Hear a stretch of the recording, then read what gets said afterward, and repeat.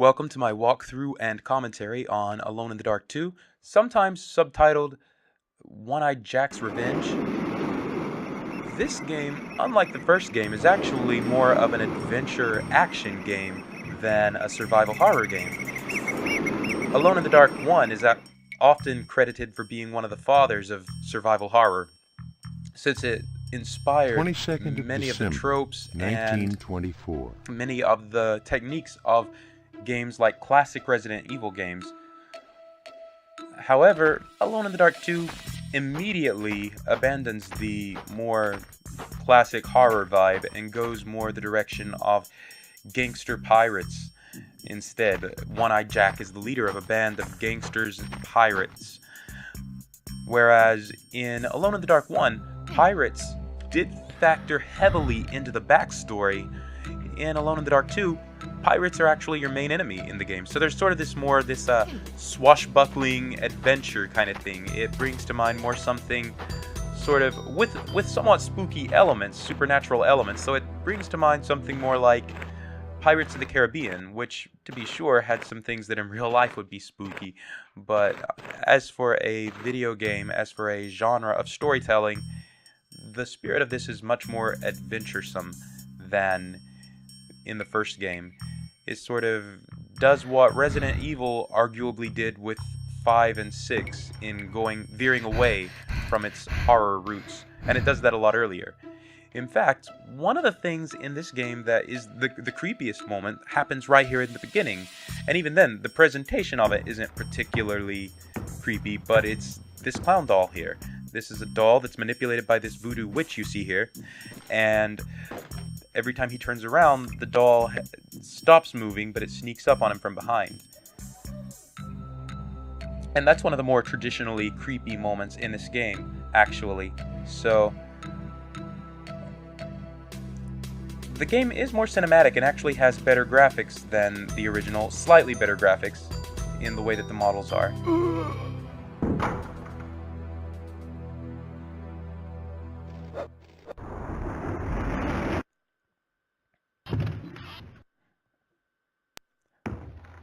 The opening is pretty cinematic in its own way. Like, this all seems, the timing and everything of this seems cinematic to me. And now we have the message here from Carnby, the opening, talking about how his friend Stryker has sent him a telegram saying that a girl named Grace Saunders was kidnapped by One-Eyed Jack. And Carnby is going and taking up the case now.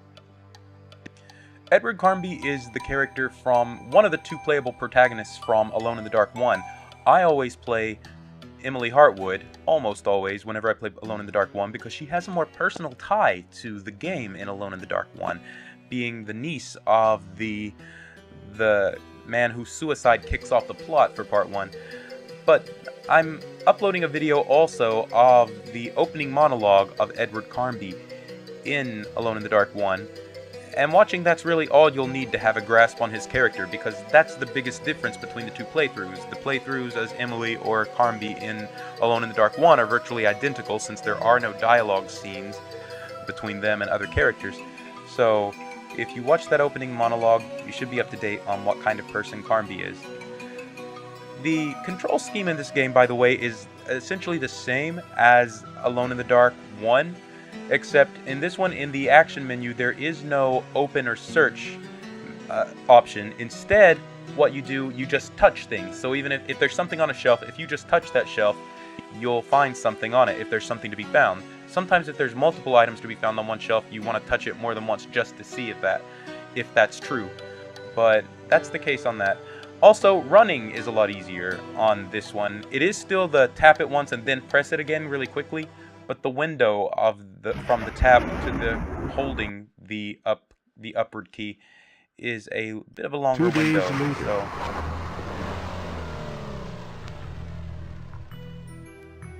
or rather, it's you can hold it a bit longer on the tap and then hit it again and hold it for the run. It's easier to get the hang of, a lot easier.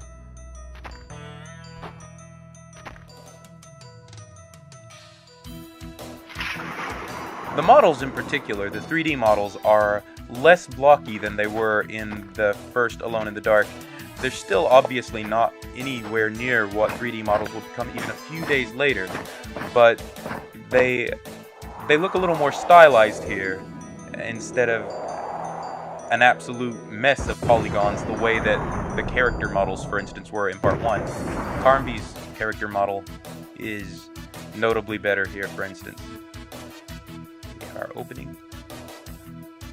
Alright, now we're getting into the game. So, what you want to do here, line yourself up, and I like to save the game here in case I mess this up. Go ahead and get your revolver. I accidentally waste a bullet here because I shoot him too early. If you shoot him before he's fully standing, it won't count. But it takes only 3 bullets if you do it right. So, and whenever you see that, the green blood spill out of a character there, that means that you've killed them for the most part. There are a few exceptions. Now you're going to get a flask here. You want to take that flask and you want to go ahead and drink it, because just like in the first game, there's no cap on your health. Now that's not true though of weapons and ammunition. There is a cap on how much ammo a weapon can hold, so if you use the ammunition on it before it's nearly empty, you'll waste ammunition. So you don't want to do that. You want to wait till it's nearly empty.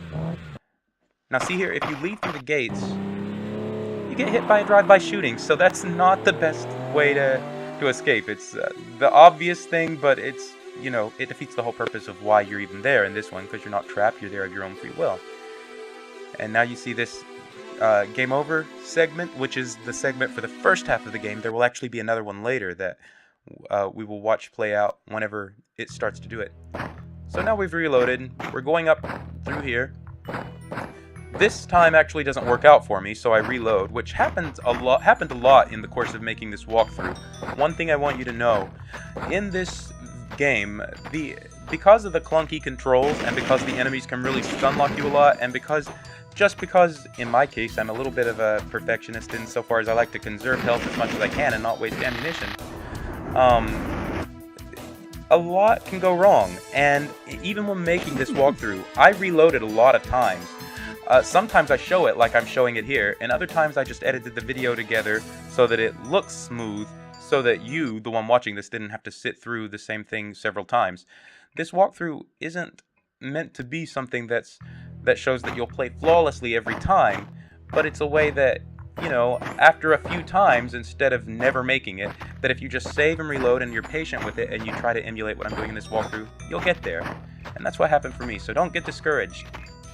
Here, I go down to this part where the screen looks like this and just aim down in the middle of the screen. The guy in the red shirt, he goes down after just one hit, actually, with the Tommy gun. The guy in the orange shirt, if you aim a little bit more to the right bottom of the screen, then you're probably aiming at him. You'll know if he moves that way, and it takes 2 shots. Most of the enemies here take 2 shots from the Tommy gun in order to go down. So, I'm going to save here because I'm going to show you a shortcut that is actually just a bonus shortcut. It's a warp, so it's clearly not meant to be the real way Carnby will go, but it's a little secret they threw in. You go all the way to this corner, all the way to the corner there, and Carnby will begin to levitate into the air, and you get taken down to an underground area here, as you're about to see. And this is an area that it cuts out an entire segment of the game that we're about to go to, and it skips that, and can actually obtain a weapon that you normally are not supposed to have throughout much of the game, as I'll touch on later. But we're going to go the long way. So go to here, go to Action Push. We're pushing the anchor statue out of the way and going into the maze. There's the classic Alone in the Dark shot with something looking out the window at you. That classic shot that's in all of the first 4 Alone in the Darks, including Alone in the Dark, The New Nightmare. We're saving. As soon as you hear the enemy call out to you, go to the corner, and then when he gets close to you, go up to him quickly. The reason that you want to do that is because if the enemies get close enough to you on this game, some of the enemies, not the ones with Tommy guns usually in my experience, but some of them with guns like this guy has, you can get close enough to them that every shot they fire goes over your shoulder so that it's not making contact with you. None of what he's doing right now is hurting me. If it was, you'd know because I'd be stun locked.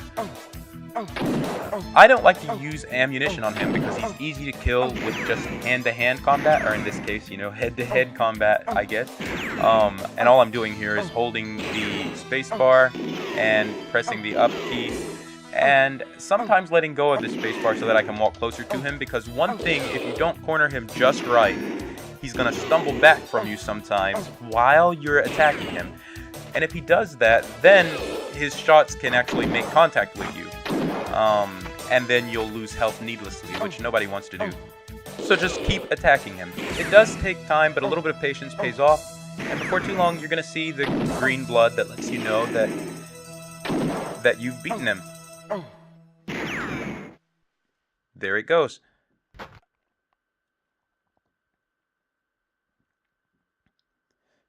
He drops a photograph here, so we want to pick that up. That has an important clue for later. If you read the photo, you see a group of people standing in front of a statue with an open doorway underneath it, so that's something to keep in mind. The gardens are actually one of the harder parts of the game, so whenever you make it past these gardens, this garden maze, it's easier to conserve your health and your ammunition in almost every other part of the game, actually. So here we want to go ahead and reload the Thompson here, because it was fairly empty. Go ahead and save. Morning, sir. As soon as that, you hear that, you go to this corner, aim at the corner, sort of, and you want to let loose on him before he can really fire on you, or depend on some luck there. A lot of times, if you're in that position, his aim won't be just right to get you, and yours will be right to get him. So we got a reloading clip, which we do not want to use yet. We want to get this rope and make note of the fact that that giant card has an ace of diamonds on it. That's going to be important for later. So this corridor that I was just in, this path, is very important. We just heard someone say, "Hey you," and so we're going back to this path here, because on this screen, I'm saving now, we want to go here whenever we have an enemy. We want to lure them back here, point down to the center of the screen in the bottom, and usually that will have us pointing right at the enemy. Adjust your aim as needed, and it takes only 2 shots again to kill most of the enemies here. So a lot of this, it will seem redundant, but it does work. It keeps you safer. It keeps you from wasting health and ammunition. For the most part, as long as you have enough ammunition to get through this garden part, you don't have to worry about conserving it for later in the game. And you're going to see why soon.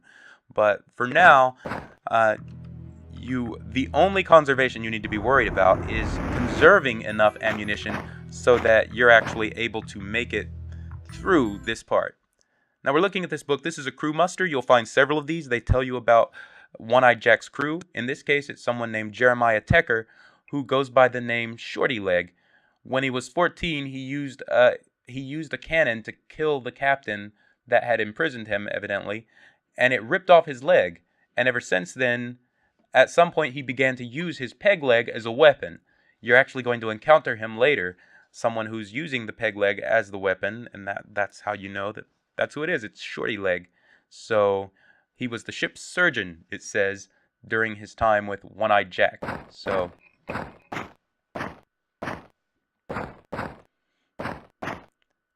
following the path that I'm going, we're going to pick up this hook here. And as soon as you pick it up, somebody notices you're there. Make your way back the way you came to the path that we have always gone to now for good aiming. In fact, if you've been playing the way I have up to this point, you're going to have 2 people come after you. So it's important that you kill them relatively quickly so that they can't gang up on you and stun lock you to death.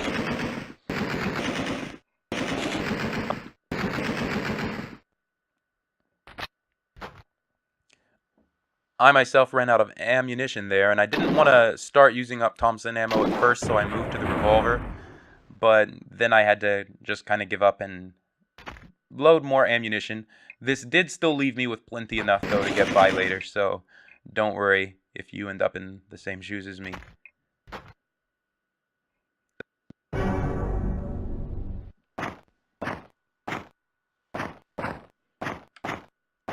We're going to explore more of the area here. if we go this way, you're just going to find some ammunition, which that's a good thing. We want to have as much of that as possible right now, just to make sure that we have enough to get through the garden area. Since even though we don't have to worry over much about conserving ammunition, it definitely pays to have some, though. So then we're going to go back this way into what looks like a dead end almost, but actually it's just cleverly arranged hedges. So if you go this way, you hear that, "Hi, guy!" And so you want to run this way that I'm going, which is not the way you came, but it'll take you back. Oh, if you stop here, you can see evil face in the hedges there. Going over there, there's nothing in that little alcove where the face was. Anyway, if you go the way that I'm going right now, and you take these turns, you're going to end up back at the path where you can aim easily.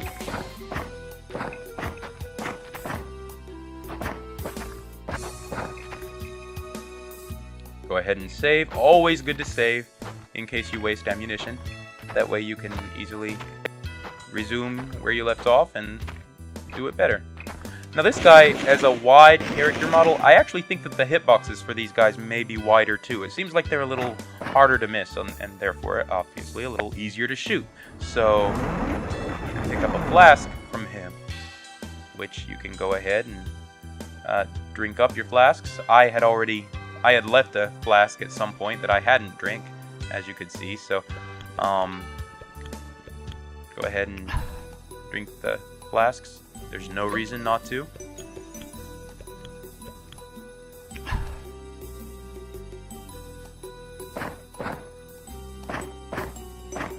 Now at this point there's nothing else we can do above ground, so we're going to try to find a way into an underground area. These cards are the key, but if you step on the wrong one, you're going to see what happens. And there's only one right one. So, electrocuted to death. Not a glamorous way to go. So, anyway, in order to find the right one, remember back in one of the dead ends, we saw a giant card, and what symbol did it have on it? It had the Ace of Diamonds. So you step on that, and it opens its way for a secret passage.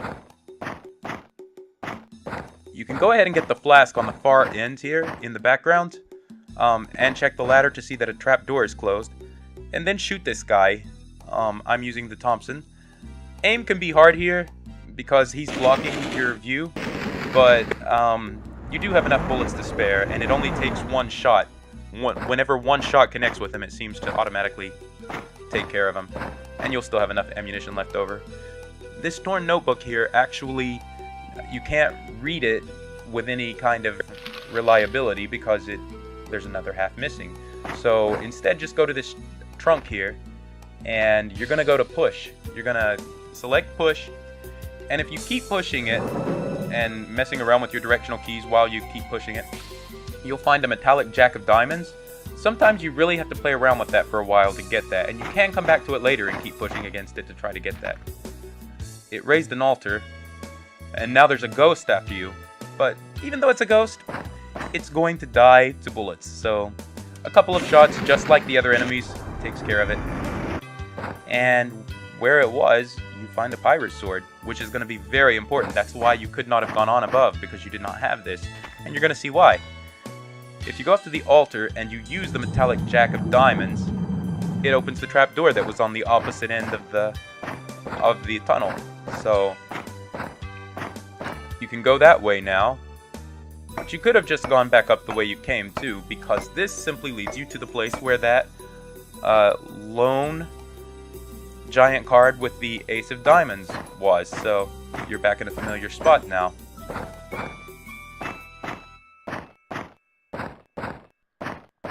Alright, we're going to make our way back to the place where the last guy that we killed was. The guy that was sort of on the broad side, where he came out at us. We're going to go down that pathway.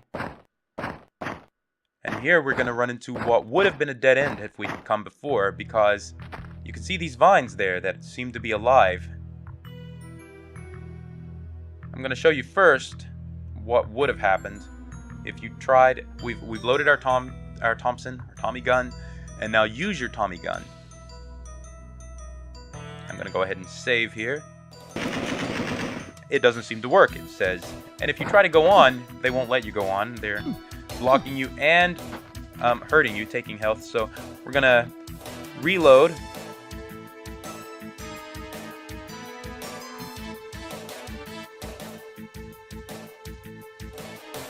And after this reload, we're going to equip the pirate sword. If you've got weeds, you gotta cut them. So these vines are essentially killer weeds of some kind, so you just keep hitting them. The green blood comes from them just to show that you're making contact, so it doesn't mean they're automatically dead, but they die very soon. But then, unfortunately, the sword breaks. Now, if you use that warp I told you about earlier, after getting the sword, that is a way to keep that sword. It's a glitch, though, because you change outfits later in the game, but it always reverts back to this outfit whenever you use the sword, kind of showing that the developers don't necessarily seem to have considered that fact. So that's just a kind of an amusing thing. I'm backing up into this because it's very easy to lose health here. See, I lost a little bit of health already. That's very hard not to, so you want to be ready to already run down here to where there seems to be a face, almost. And that way it gives you plenty of time to aim at this guy, which is Shorty Leg. So he is another tricky one, though. It's very easy to not be able to hit him before he gets started hitting you, which will cause you to lose unnecessary health. So again, don't get discouraged, just keep trying at it. Picked up a flask, so let's go ahead and drink that flask. And you can see this statue in the background as I'm drinking up all the flasks that I didn't already drink. You can see the statue. It should be familiar from the photo. That page of the newspaper is useless right now. You can't use. You notice that there is no read option, so that has another use here shortly. Now in this photo, notice that the arm of the statue is pointing straight out, whereas in real life here, or in quote-unquote real life, it's aiming upwards. So we want to try to get it the way it is in the photo. So if you click use on the hook, that attaches it to the rope, and then use it while standing right in front of the statue. And it's self-explanatory what's happening now. Even though the graphic remains the same, I notice. Now here's a good place to save. I like to save at various points in this game that you can't go back to later after I've cleared them out, so that I can just wander them and enjoy the area. So this is a good place to do that for the gardens, because all but two of the guys who are standing right in front of the mansion are dead at this point. So I save there, and then I save the rest of my saves after that before I go down.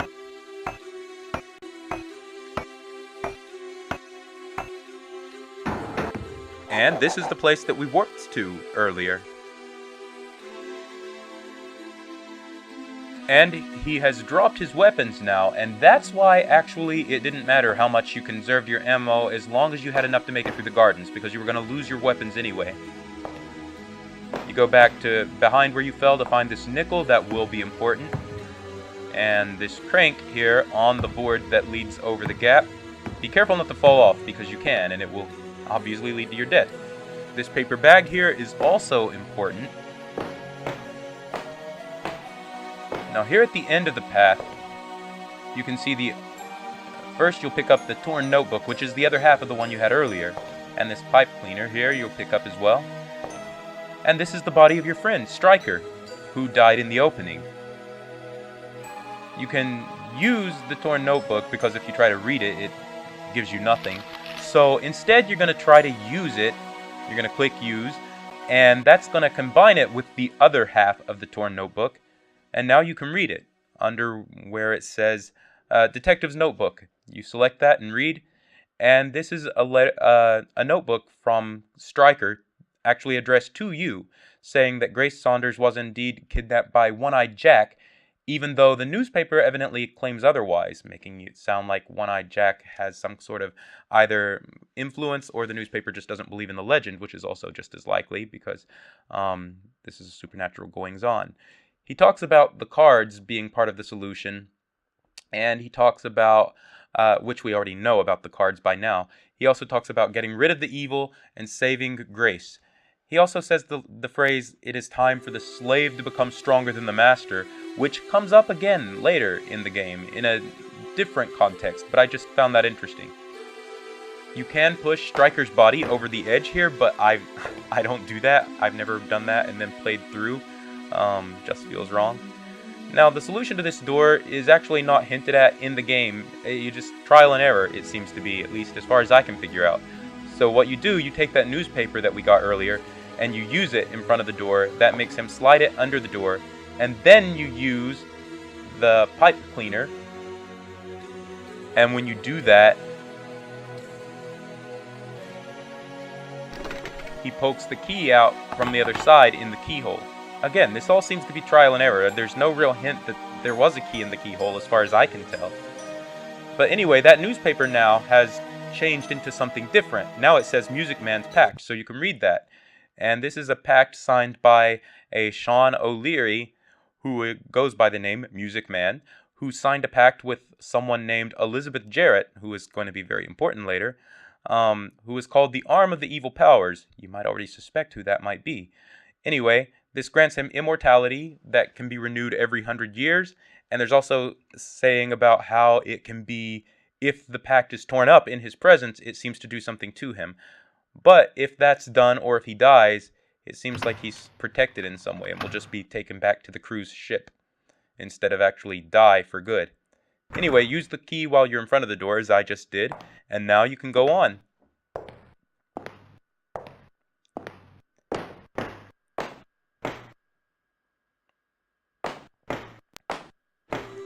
Now this guy, what you want to do, you get next to this switch here and face the switch, the lever here, and save your game, because this part can be a little bit tricky. It's easy to mess it up in a way and then have to waste ammunition. Use your paper bag here, which causes Carnby to inflate it with air, and then use it again, and it causes Carnby to pop it. Now wait for the guy to go to push, and wait for the guy to get up, and as soon as he stands up, as soon as his standing animation finishes, that's when you want to push the lever, because then it pushes him out. The same way that he would have done to you, well, thrown you over, in the game over cutscenes, incidentally. So this is clearly the place where that is. So, alright, we got a book, a riot gun, and a flask. You can go ahead and drink the flask as usual.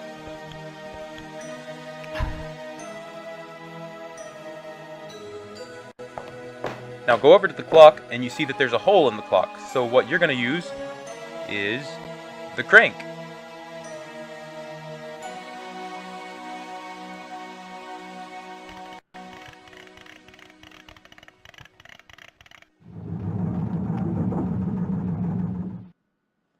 Now that you've revealed an opening in the wall, go over to it, and you find that there's another book. Read the book, and it's another crew muster. This time, it's about Sean O'Leary, the one that was called the Music Man in that pact that we just read. And evidently he is also, like so many of the other crew members, rather a character. He killed 3 guests, it sounds like. He threw them out a window just for suggesting that the music he was playing was too fast. And he was almost lynched, and he sought help from One-Eyed Jack, and that's how he became one of the crew. So he is the musician for One-Eyed Jack's crew. And we're going to meet him very soon. Pick up those cartridges and then go into this elevator. That's what this is. It brings you up. And look what it is. It's a guy who's playing an accordion, and the accordion seems to double as a gun. It seems like every time he plays the accordion, it fires bullets. So that's clearly the Music Man. So let's go to his pact, and let's tear it up in front of him and see what happens.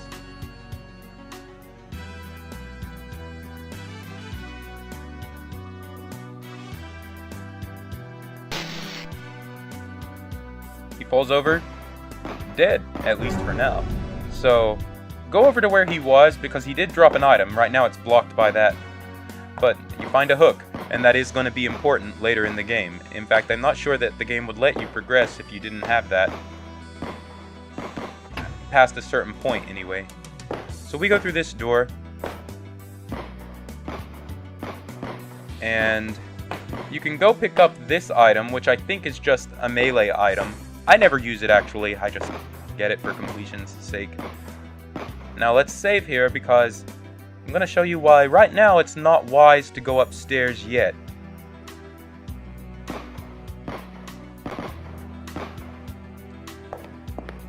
almost as soon as you go up there, this little guy starts shouting for help, and it brings down the entire gang on your head, practically. You can hear the footsteps already of everybody tracking you down.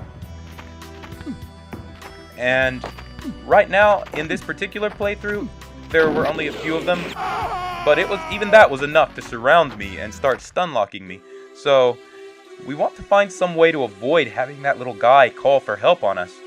So that is why it's not the best idea to go upstairs yet at this point in the game. So let's reload the save. And this time let's poke around a little bit more in the basement first. So you can hear gunfire in the next room over. So let's go to fight, because we're going to use our hand-to-hand fighting at this point to try to not use too many bullets. You can use the riot gun here. I conserved some of those because I thought I might want to use them later at some point, but I ended up never using them later. So you can use that, but this hand-to-hand techniques works too. If you do use the riot gun, you would do similarly to what I'm doing. I'm backing up slowly into the room so that I can run, and then trying to get him caught at the corner of the door here so that I can stun lock him instead of him getting a chance to stun lock me. And that's pretty much the technique throughout much of this game, is using doors to get the enemies stuck so that you can fight them before they can really get a hit on you. It takes a while. I'm doing the right jabs here, I'm pretty sure, so spacebar while holding the right arrow key, because the right jabs are faster, so they lock the enemies better. And if after you've done that enough, they fall over dead. We can pick up more cartridges for the riot gun. Just seeing some of the scenery here, giant cards on the wall. Now, on the opposite end of the room, you're going to see several spinning blocks with card faces on them. Usually, they have not always been already all aces of diamonds, and that's what you have to get them to be by either shooting them or hitting them. They spin 1 or 2 times a piece whenever you do that. You want to be ready to run as soon as you get them all lined up, though, as diamonds, because that door opens and trouble comes. Run back to the room where you came from and go ahead and get beside the door, and you want to go ahead and start pushing by holding down the spacebar and the right or left arrow key. Seems like yeah, here I'm holding down the left arrow key. That's why he's throwing a left-handed jab. And if you just keep doing that, then they won't have a chance to walk into the door. But yet if you're not right in the middle of the doorway, then they won't usually try to shoot you through the door. So that gives you that chance to attack them before they can get to you. So now let's go to the room where he came from. If you touch that shelf a few times, then you're going to find a flask and a bottle of whiskey here. And here we have a slot of sorts where first let's try this bottle of whiskey. And notice that it's for a very good reason that I've saved first, because the bottle of whiskey just makes your character wander around drunk for a while, and it depletes your health more. So there's actually no reason to ever use that in the game. It's just a sort of a trap of sorts, a minor trap. So don't use the whiskey. So if you go to this corner, you find a book, and you go to the other corner, you find another book, and we will take a break now and read those books. The first one, with Q in hand, is a book about billiards, and it's mainly helpful for a puzzle later. It talks about someone who it talks about Chinese billiards, which is the important part, to have that in our mind. And also it talks about him facing the writer facing someone named DeWitt at billiards, and how DeWitt is very, very good at billiards. And that's a minor reference to someone that we're going to meet later, and we'll know that it's him roughly from the location here. So That's pretty much the main important meat of this document here.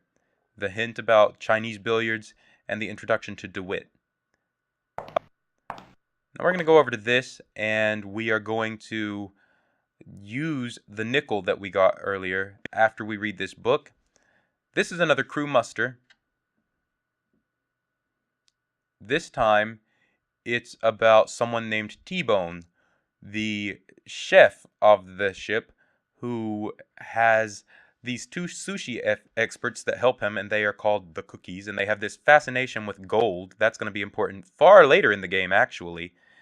And anyway, T-Bone and the Cookies, they escaped from a jail and got taken in by One-Eyed Jack. And T-Bone managed to kill a one-armed man in order to take his place as the cook. So, it says here that T-Bone uses a blowpipe. So, we will recognize him later. Now, we have another book here as well to look at. But first, use the nickel, and you get 2 tokens. You have one that's gold and one that's copper here. And now we can look at this book that we got earlier, that I forgot to look at earlier. And this is just a story about the crew of One-Eyed Jack. And this is actually a story about how someone named Black Hat helps One-Eyed Jack and assists in the execution of One Arm. And that's what gives T-Bone his place as the cook, which we know from the other book that somehow T-Bone sort of tricked his way into getting One Arm killed. So T-Bone, just like the other characters, very unsavory here. So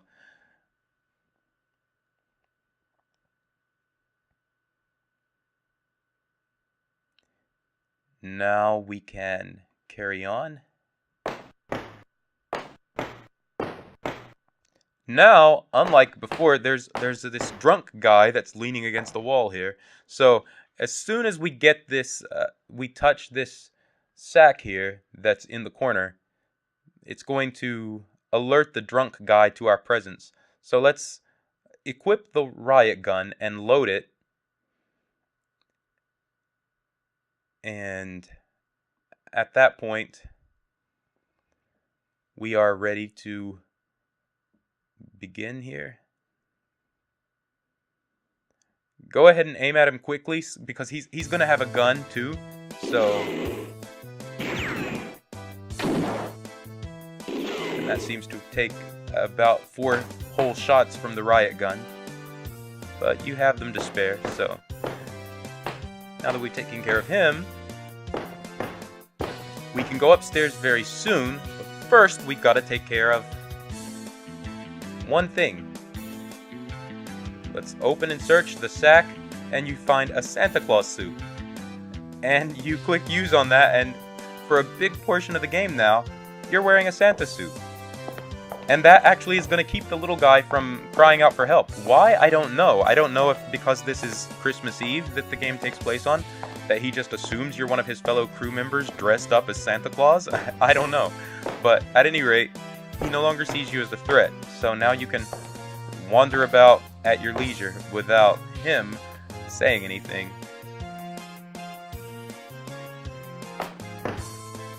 Okay, and saving here. This statue here, if you walk too close to it, if you're directly in front of it and you walk too close to it, it throws this trident at you, which it glitches up all the time, so sometimes it doesn't come out exactly whenever you do the thing, so it's hard to decide when it will. But I'm doing this to show you what it does, and for some reason it's just taking a while. I'm going to have to reacquire that crown later because I'm doing this in order to die deliberately so that you'll see. See, it's already coming after me now, and as soon as it makes contact with you, it's an instant death. So there is a way to get rid of it, and I'm going to show you that later. It's risky, though, and it requires good timing. The door there is closed, so we can't get in there yet. So here we find a frying pan, and do you know after he that tells you to eat, you can take the eggs as well. Open many a door. Do you know that wine may open many a door? So that's a hint for later. He's going now to get a weapon, so the first time, which I actually did leave in this video, that I tried to beat him, I ran into a problem, which you're about to see. You see, if you go by this door and just keep swinging the frying pan, that would get him, but the problem is it's also going to hit the little guy. And if you hit the little guy, he's going to call for help again. And we saw how well that went the first time, so that's the problem. It leaves me at an impasse, because I can't go around the other way. So, now some people just fight him in the room with the frying pan. I've heard that it's supposed to block his blow darts, but that almost seems kind of random to me. It seems like it's very hard to get positioned just right so that his blow darts always hit the frying pan instead of hitting you. So I just use the door method. And there comes the trident again, so this was just a lost cause. So reloading that part and running on into the kitchen this time. Again, picking up the same items, the frying pan and the fried eggs here. Do you know that wine may open many a door? This time, you can actually eat those eggs, by the way, and they'll give you more health. I don't think I ever eat them on this playthrough, which is a waste, but you can eat them and get more health. This time I go around this way. As long as you don't pass directly in front of the statue, then you can run around the statue and run this way. Once you hear his footsteps, you know that he's coming, the heavy footsteps, and then go into this room. And now you can go kind of to the side of the door and start using the method that I was using before. The little guy will never come over here, so you don't have to worry about him getting in the way and getting caught in the crossfire and bringing down the wrath of the entire gang on your head.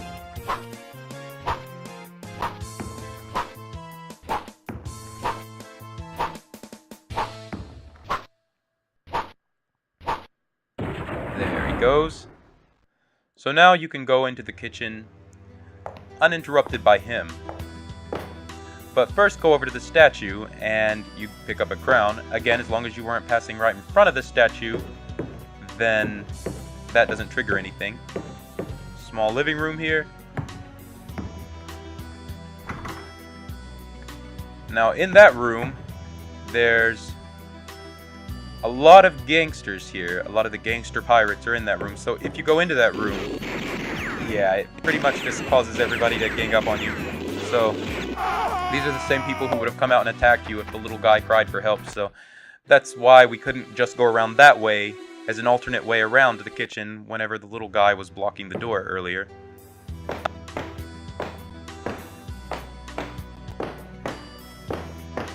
So this time we've saved. We're going here to get the wine and the poison. First I picked up the poison, and now we're picking up the wine. Now we know that that's going to be important because the cook said, in an uncharacteristically friendly fashion, given that he then tried to kill you, "Do you know that wine may open many a door?" And that actually is honest advice here. But, so... Now first, I'm going to show you how we can kill the little guy here, who, so that he's out of the way, while also getting rid of that trident. Now, this particular one is a clumsy way of doing it because I got stuck here, but luckily it turned out well. That was too close for comfort. You're not kidding. Because yeah, that was normally it's best if you can time it just so that the little cook is in the doorway and you're well out of harm's way in the kitchen when the trident comes through, and it would hit him, and that trident won't come back. Okay, so now what I've done is used the wine, which combines it with the poison, and then you use a put drop at the door to put the wine in that compartment, and you'll see what's going to happen.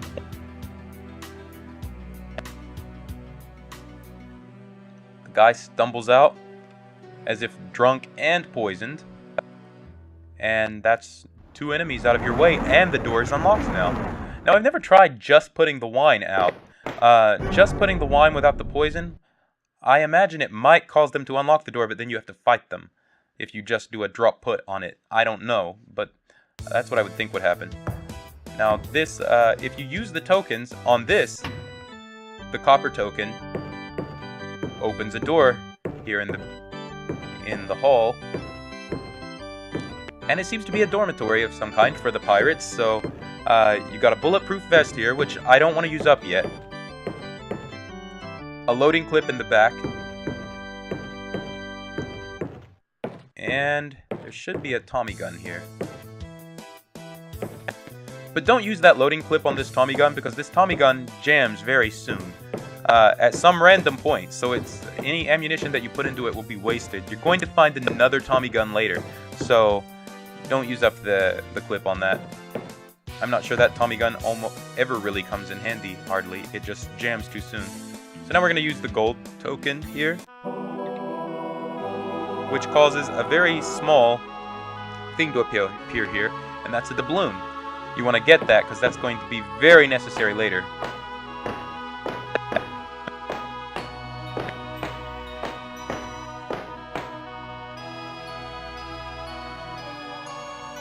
You can see that the front door is closed tight. So we're going to go upstairs. First I'm going to save because there is an encounter up there. So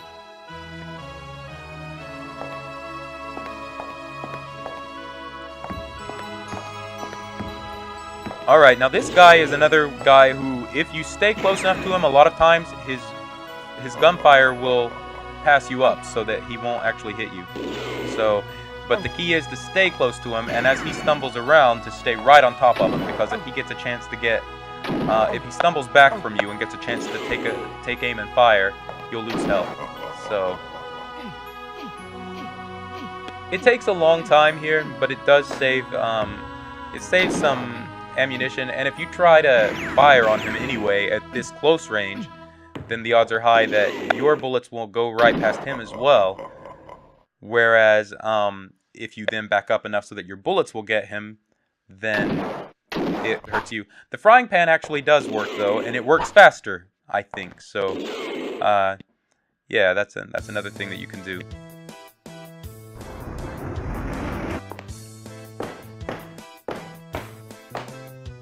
There's nothing really in this direction, just more scenery of the mansion here. One of the things about this mansion, I think it might be, if you just measured floor space, it might be a bigger mansion than the mansion in Part 1, but it has a less interesting layout, so it doesn't feel as big.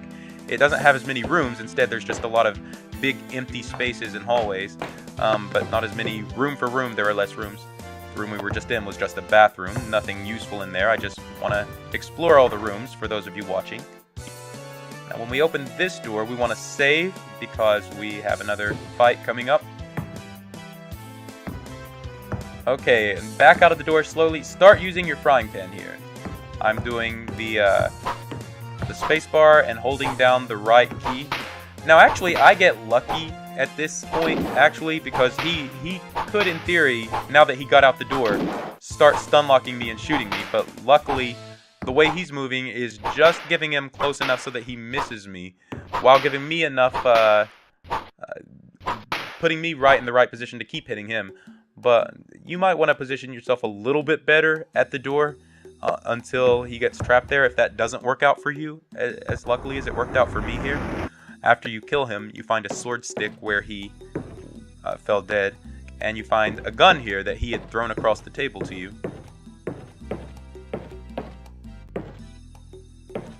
There are the Chinese billiards, so again, touching it right now, it does nothing, but you know that it's going to be important later from that book we read. Now the shelf on the left has two things. First, a book, and then a piece of parchment, so you want to touch that shelf twice. Piece of parchment, much like the torn notebook earlier, doesn't say anything of any real importance yet because we need another part to it. The book, on the other hand, is another crew muster, so it tells us more about the crew. Frederick DeWitt, that was the guy that was mentioned by the guy who wrote about billiards. So we find here that he has a great skill with cards and with gambling in general, it seems like, which is not surprising. and he joined as a pharmacist and a poisoner, it seems, and a spy. That's how he joined One-Eyed Jack, and that's his job there. It was after a massacre of some kind. Now we have someone else named Mr. I, who apparently had met Elizabeth Jarrett and was initiated into voodoo and became I'm not sure how to pronounce the word there, Houncy or something. But he lost his senses for 14 days and nights. But now he has remarkable eyesight, and he uses a harpoon in order to fight his enemies. And I do believe that we meet someone later who is using a harpoon in order to kill people. So that's who that would be, Mr. I. Now we have Black Hat, who was able to free his father at the age of 8, so that he started being a criminal very early, and he placed a stuffed toy bear with dynamite to do part of that. So that actually does not turn up later. The bear with dynamite thing is not important later. It seems like it might be at some point. And now we have Bubble Blade, who is just this really excellent swordsman. I think that when we meet him at first, I'm pretty sure that the guy he is will not have a sword the first time we meet him, but later on, he has a sword.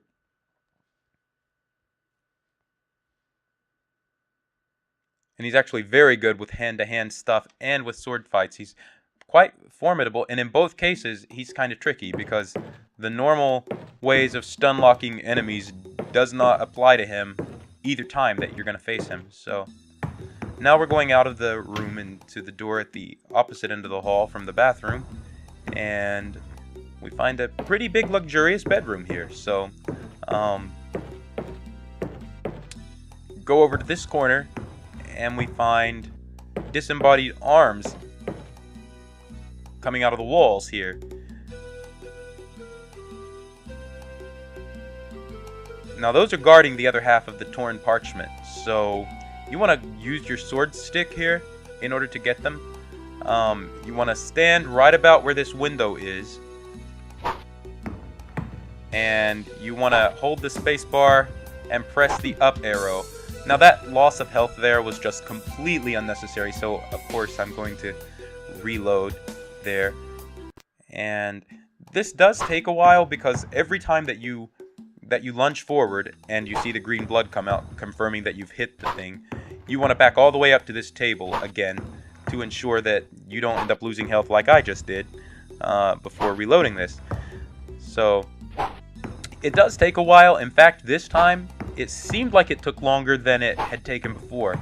So much so that I was worried that maybe the game was glitching up on me and the thing was never going to die. So I'm not sure it always takes this long. So I'm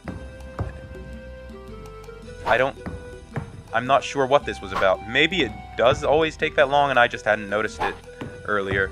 But it seems to me that in previous playthroughs I've had that these hands go down a lot easier. But at any rate, it wasn't glitched, it turns out. They do go down eventually, so just be patient. If this happens to you, and keep backing up and stabbing over and over, because all appearances to the contrary, they do go down eventually. One at a time, usually. They will not die all at once. So, first, it's actually usually the arm that's farther away from you that goes down. As far as I can tell, that's in all my plays through, that's been how it goes. So, and then the other arm should go down very shortly after. So it doesn't take too much longer after that point. And at least at that point, you know that your hits are actually doing some damage. Now go over to the pillar and you pick up another piece of parchment.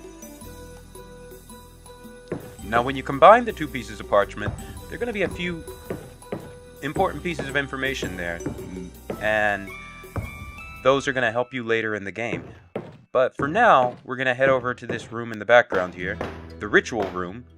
Pay close attention to the fact that on the floor there's nothing in that square symbol. So Here in the bathroom, there's nothing there. I'm just showing that for anybody who's watching so that you can see all the rooms. But anyway, now that we've clicked use on the piece of parchment to combine it, we read it and find that it's called Chess and Magic. So it says, if the white queen seeks the throne, the king must empower her. May the amulet laid in the center of the sign open the doorway to space.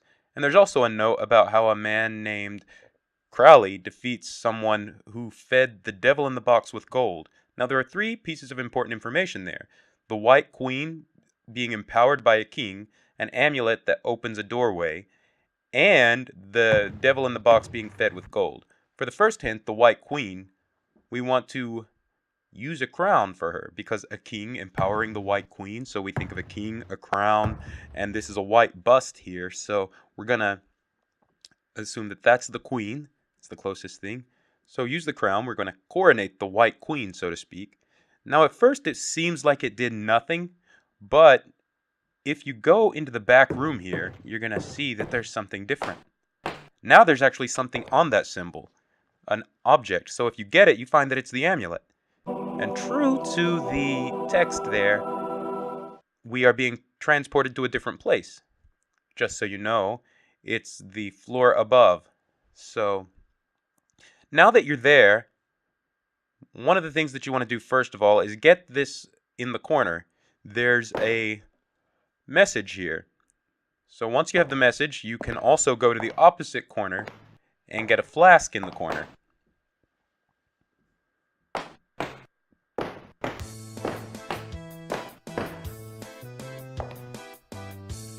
Alright, so what we're going to do here is we're going to read the message, which is about how they have no more red Christmas tree balls.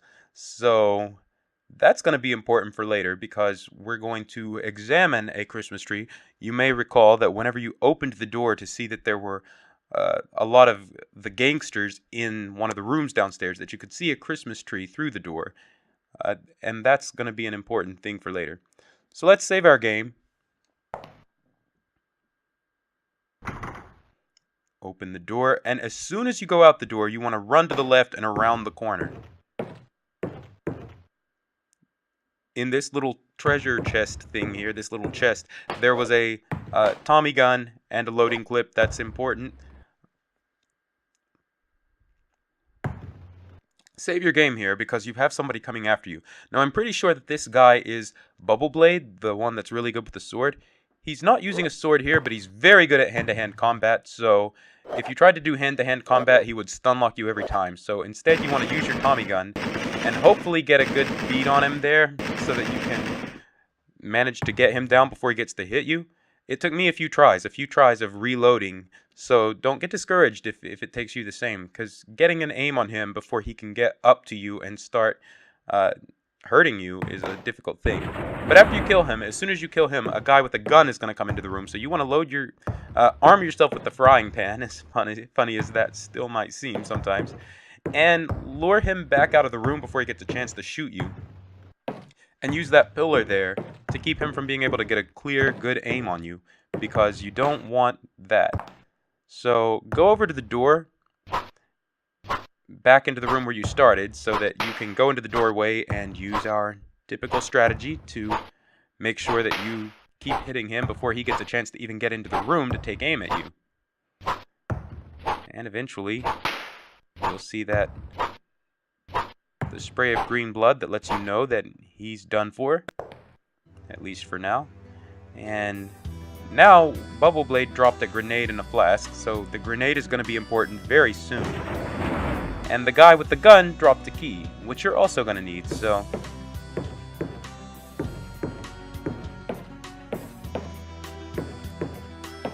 now, never mind too much my running around here. I just always like to explore all the rooms and the environment of the place. That's part of the fun for me, so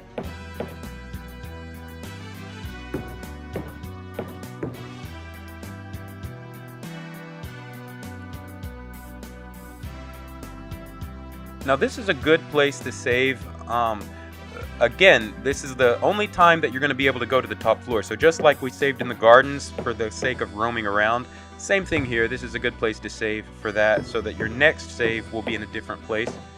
And then you'll always be able to revisit this top floor anytime you want to. In that room that we were just in, there is something important in that room, but we're going to go there just a little bit later, because first we're going to explore this room. And this is the same room from the opening, with the creepy clown doll, and the room that the bed that the little girl was on, but she's not there now. And it's going to get you! Actually, it doesn't hurt you at all. So that's the weird thing about it. I guess it only hurts somebody if it has the sorceress woman controlling it. So you go into this garden room and you immediately die because those snakes are venomous and they're biting you. So we need to find some way around that. So what we're gonna do is we're gonna go into this room again. And look, that's a jack-in-the-box. It looks kind of evil, kind of ominous. So we read earlier about someone feeding gold to a devil in a box. So why don't we look up something? A doubloon, our gold doubloon. Use that.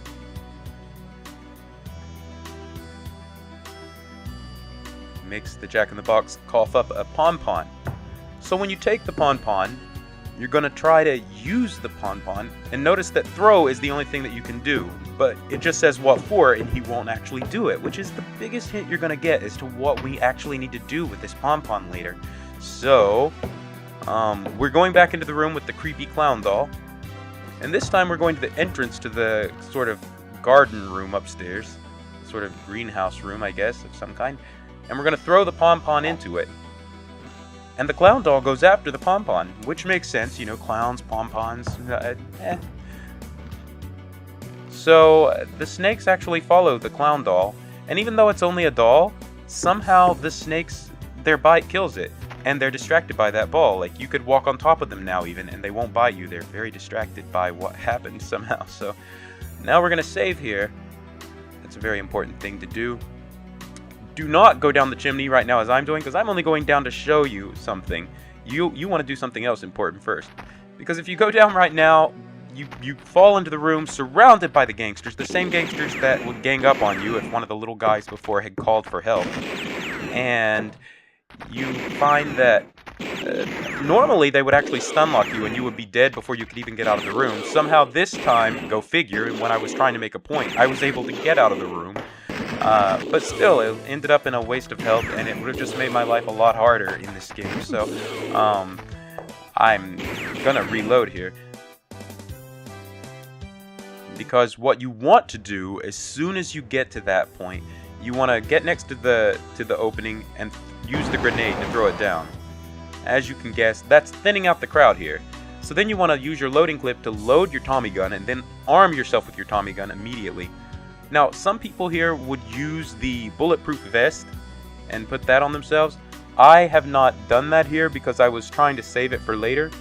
But it does, in order to avoid using it here, it's a lot of trial and error. This is another place where I had to save and reload in order to not lose a ton of health if I wanted to avoid using up my Bulletproof Vest too soon. In fact, I do lose some health here, and in order to avoid losing even more health, again, I had to reload several times. So don't get too discouraged if you try to also take the path of not using up your Bulletproof Vest. Or even if you use up your Bulletproof Vest, but then they use it up too soon here and you need to reload a few times. Don't get too discouraged. I had to do the same thing. It's edited out here so that the video didn't go on too long, but there was a lot of trial and error here.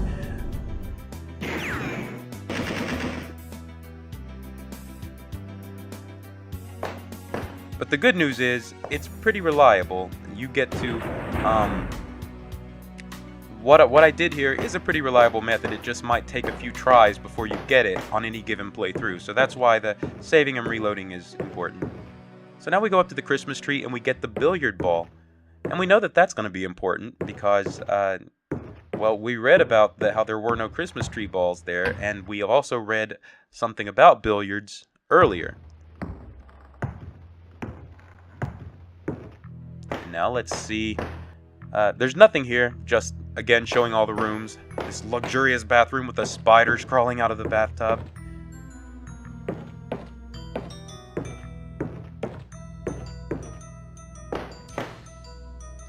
So now that we've got the billiard ball, we want to go upstairs, because that's going to be the place where you would expect to use the thing, because we've seen the billiard room upstairs. So head up.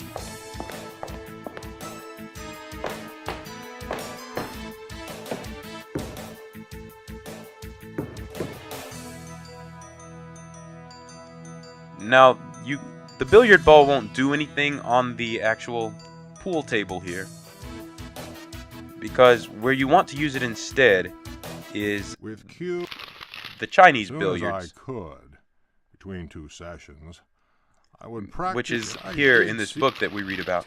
So, at least I'm pretty much assuming that that's Chinese billiards here. I've actually never seen that in real life, the Chinese billiards, but from the reading and everything, putting 2 and 2 together. So we use our billiard ball here, and it reveals a door behind that bookcase.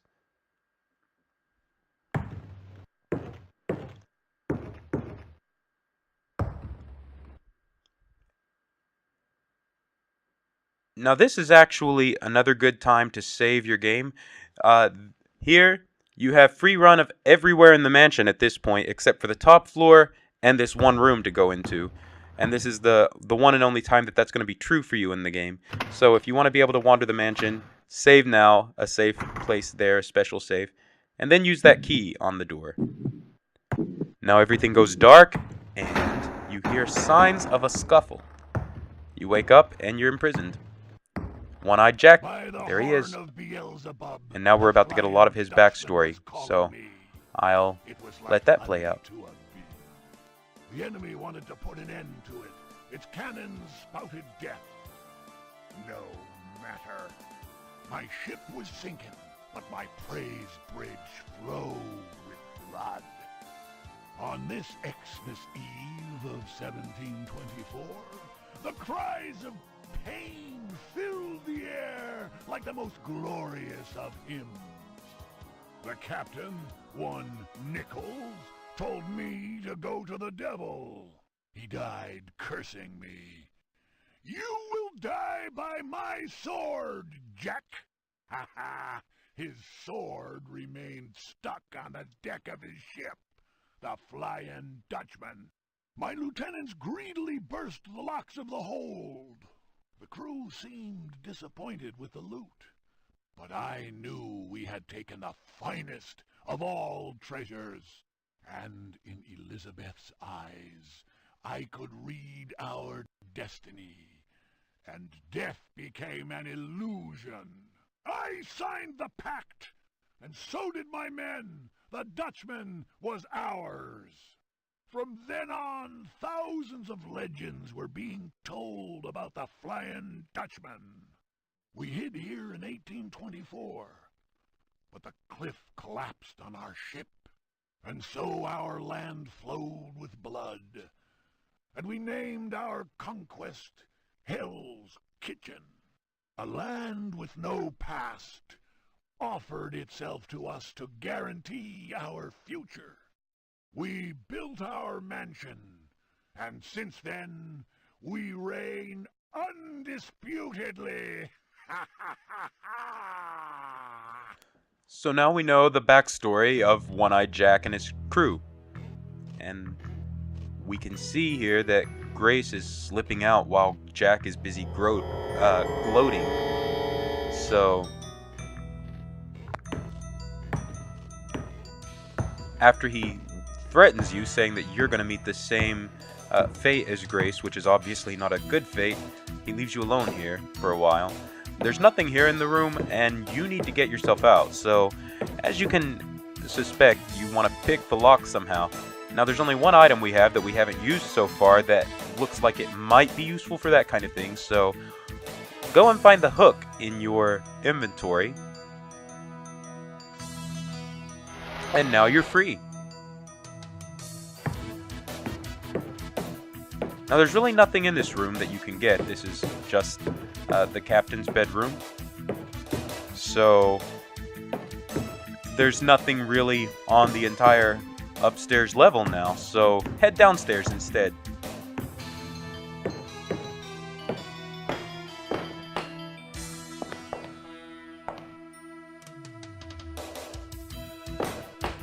front door is still closed, so head back toward the kitchen and attack from the witch woman. This is, of course, Elizabeth Jarrett, whom One-Eyed Jack talked about, and she's doing some kind of voodoo magic on you to keep Carnby from being able to escape or do anything else really right now. So we're trapped. And now it's time to play for a while as Grace Saunders. So these parts of the game, there is something a little bit charming about it, but she also moves very slowly. She does have some different options from Carnby. She does have an open and search option, although if you just use it out in the open when there's nothing to open or search, she just does a little kicking thing with nah, nah, nah. Anyway, so she can push some things, but there's no way she can push that anchor statue. So we're going to save right now.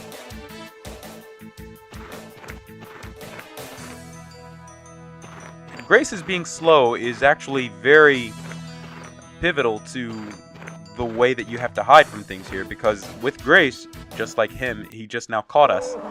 The main thing is that we don't want to get seen or caught by enemies. And this is the second game over screen for the game, actually. For this half, after you get through the mansion with Carnby, for the rest of the game, this is the game over screen. One-Eyed Jack and his crew having a little party around Carnby, hanging from the loft from a loft in the ship. So anyway,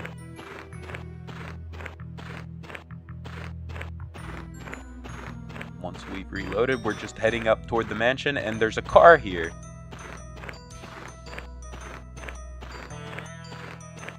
Now there's nothing but a locked gate in this direction, so let's go to the back of the car. And when you get to the back of the car, what you want to do is use your open and search function now. And as soon as you do, one of the gangsters comes out of the mansion to get into the car. And while he's getting into the car to drive, Grace herself sneakily stows away in the trunk and finds a billiard ball while she's at it. Now I've heard actually that, or at least some of the things I read lead me to believe that this whole segment, up until the time that that we end up in the ship, as we're going to soon, was not in some of the earlier releases of the game. Alright, so we've climbed out of the trunk of the car now, while the guy that drove it walks away. And what we want to do is get that yellow thing over by the gazebo.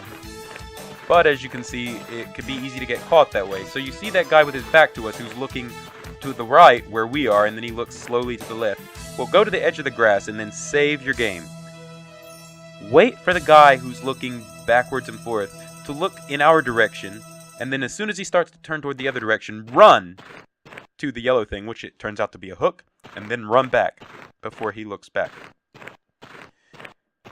Time is definitely of the essence there, because it's very easy for him to catch sight of you. But that method of starting at the edge of the grass there is pretty reliable. So we just come all the way around the car now, so that we give a wide berth to him. And we head back this way.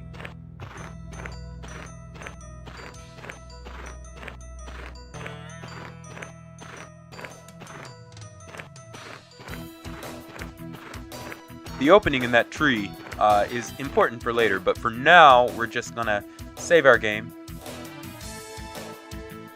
Because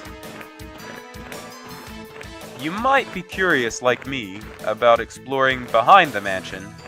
And that's understandable, because, I mean, you know, this, it is sort of fascinating to finally get the chance to be on the outside of this structure on the other side. But the problem is that if you go too far over behind the mansion, "So, you're lost, little girl," somebody says, and sort of creepy, I guess. And you just get a game over for Carnby and Grace, unfortunately. So instead, let's go in the opposite direction, where we find that what looks to be it's like golf, you know, like a golf flag with the hole and everything. So use the billiard ball there, and a statue rises from the ground near the tree with the hole in it. Now that statue's going to be where we need to go next. So, but for now, save, because, well, I'm saving because I got curious about what would happen.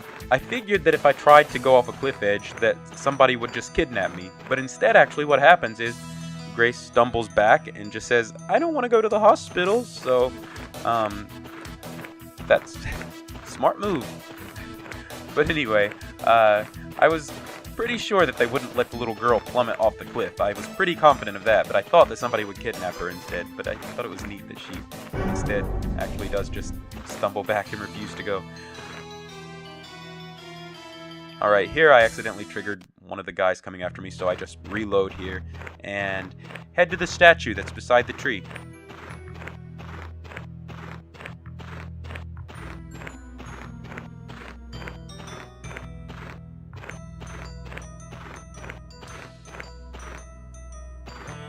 Now, use the only other item that you have right now. First, we'll save. This is a good place to save, because this side yard, this is the only time we have access to this, so that's a good time to save. I just call it Grace, because we are Grace at that time. So, and then use the hook.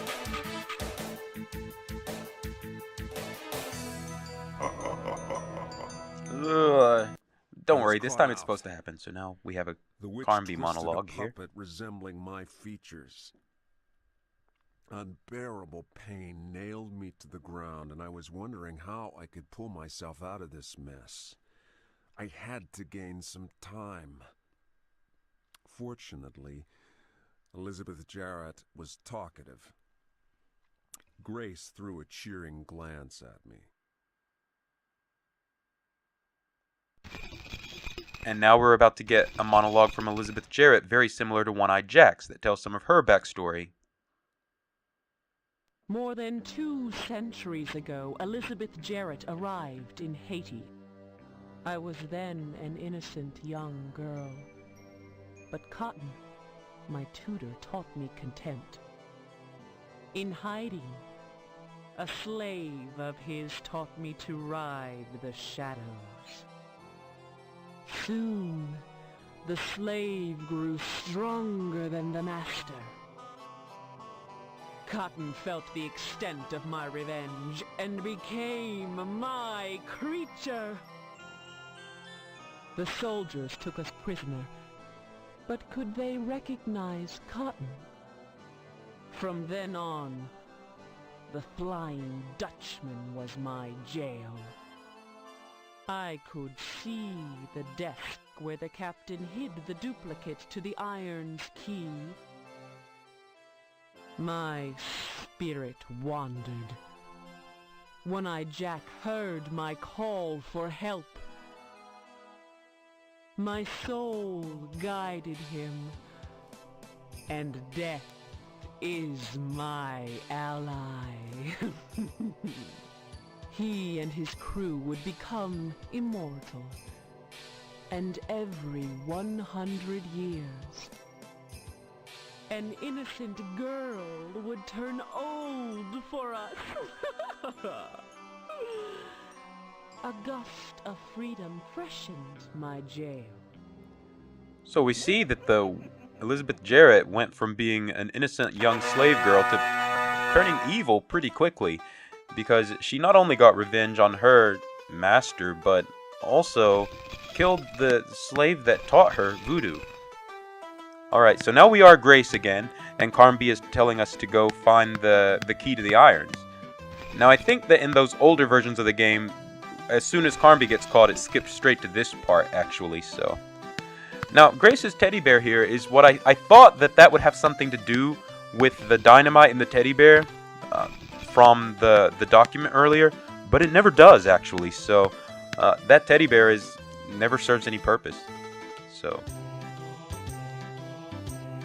Now here we're just going to go to push.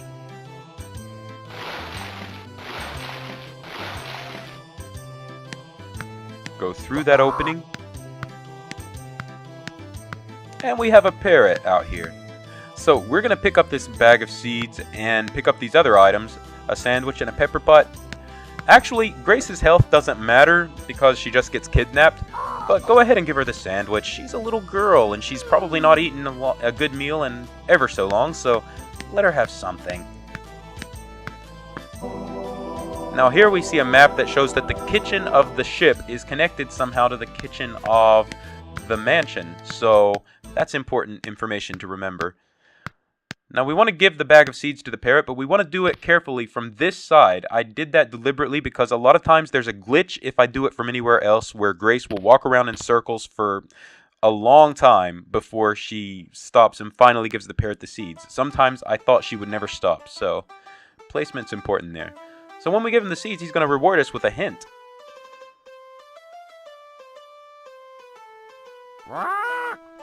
If it is the staff you're looking for, it has been hidden. What a bore!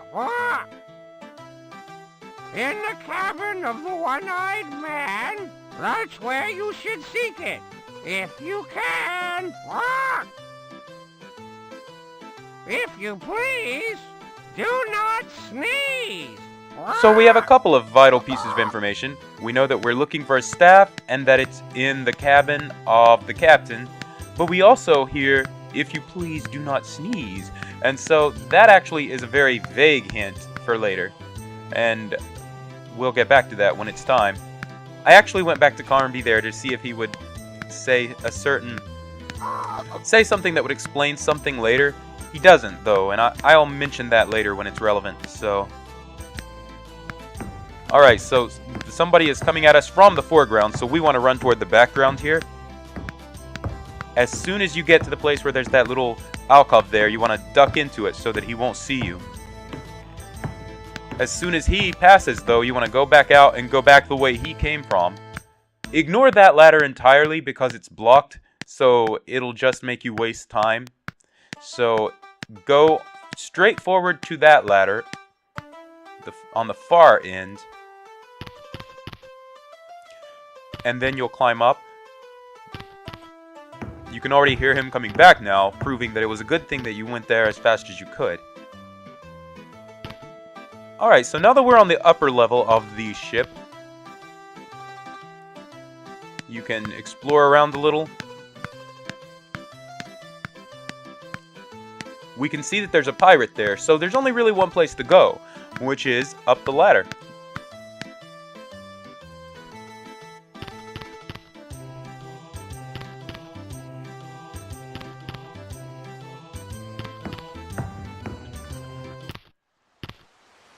And now that we're up here, we can actually see that there's a party going on of some kind, of little pirate dance and music festival.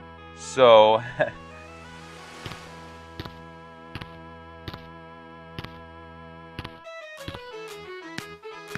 what we want to do is find the other way down.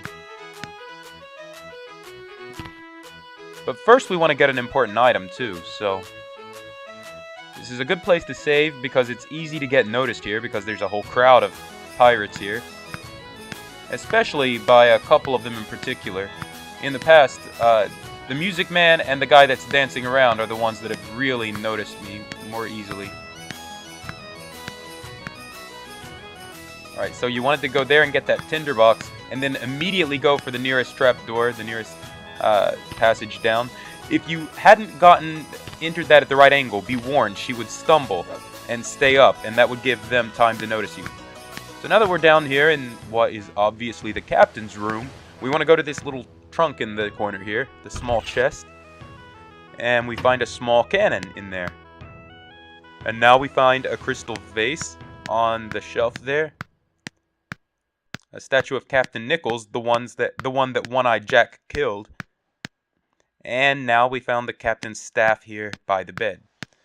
So, if you try to use the captain's staff, it's interesting because it says that Carnby told me it might come in handy. And that's what I was trying to see if Carnby would say. Because he doesn't say that at any point, so he must say it off screen. I don't know. It's kind of, it was something that always puzzled me, so I'm just guessing he says it off screen. So let's save here. Because what I'm going to show you first we use the crystal vase, we throw it in order to get the attention of someone outside the door so that we can get out. But obviously, there's a pirate right there, so if we try to go that way, he's gonna come after us.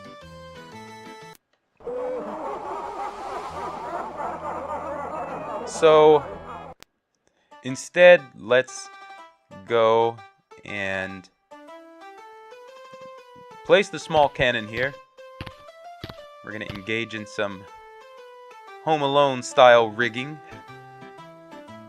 But what are we gonna use to fire it? Well, remember, if you please, do not sneeze. So, pepper pot. That was the subtle hint there. The pepper pot evidently holds the gunpowder for the small cannon. Since it's an old cartoonish trope that pepper pots, that, you know, pepper makes you sneeze, so. Alright, now we throw the crystal vase, and this time, we're ready for him. So what you want to do is click use on the tinderbox, and that arms you with it. It won't use it automatically. It'll use it only when you press forward at the cannon. So wait till he comes forward, and then, yeah, you press forward, and then it shoots him. Now notice that he died differently than they have so far. He turned into a skeleton instead of just sneaking into the floor. That means that the person has really died, whereas they've been dying and coming back due to their immortality pact. But see, what happens is that if you kill them on the ship, they actually really die.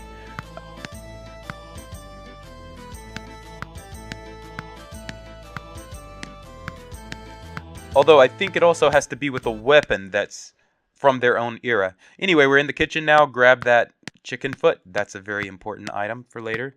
Extremely important. That door is closed. There's nothing you can do to open that, so...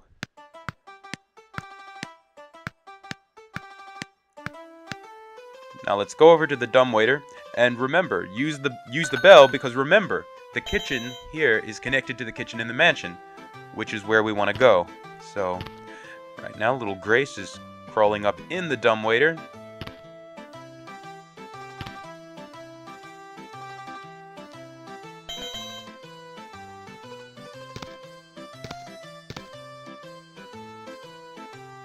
And here we are back in the kitchen. Now, one thing that you want to notice on the ground there, first, don't worry about accidentally going back because it will actually come up with a message that there are things to do first. There's something on the floor here, a key that wasn't there when Carnby was in this kitchen. So, use the key on this cupboard here.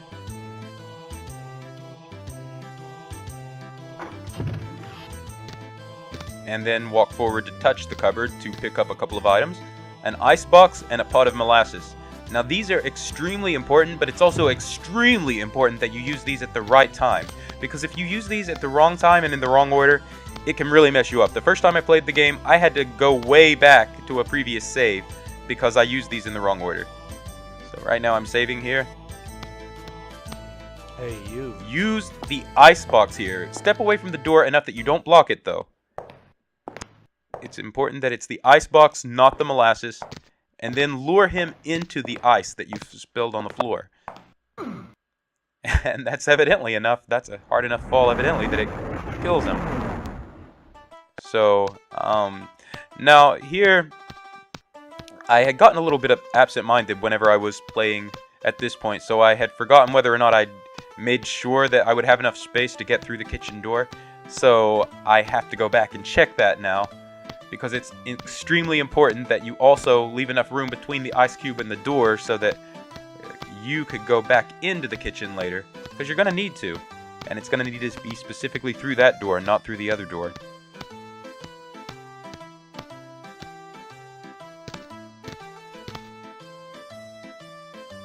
Saving the game here because there's someone else waiting soon.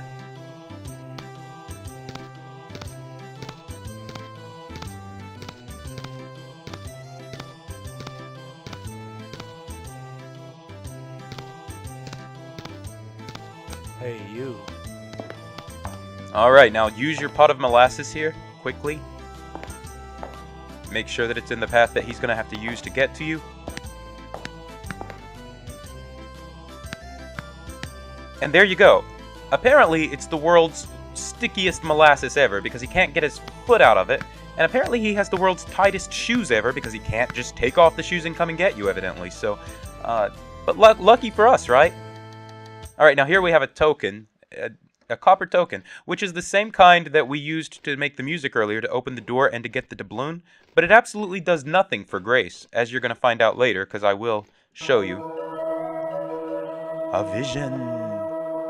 Now there's a vision of Captain Nichols at his desk with his staff, so we want to follow the vision and go see the staff, go use the staff on the desk for ourselves and see what that does for us.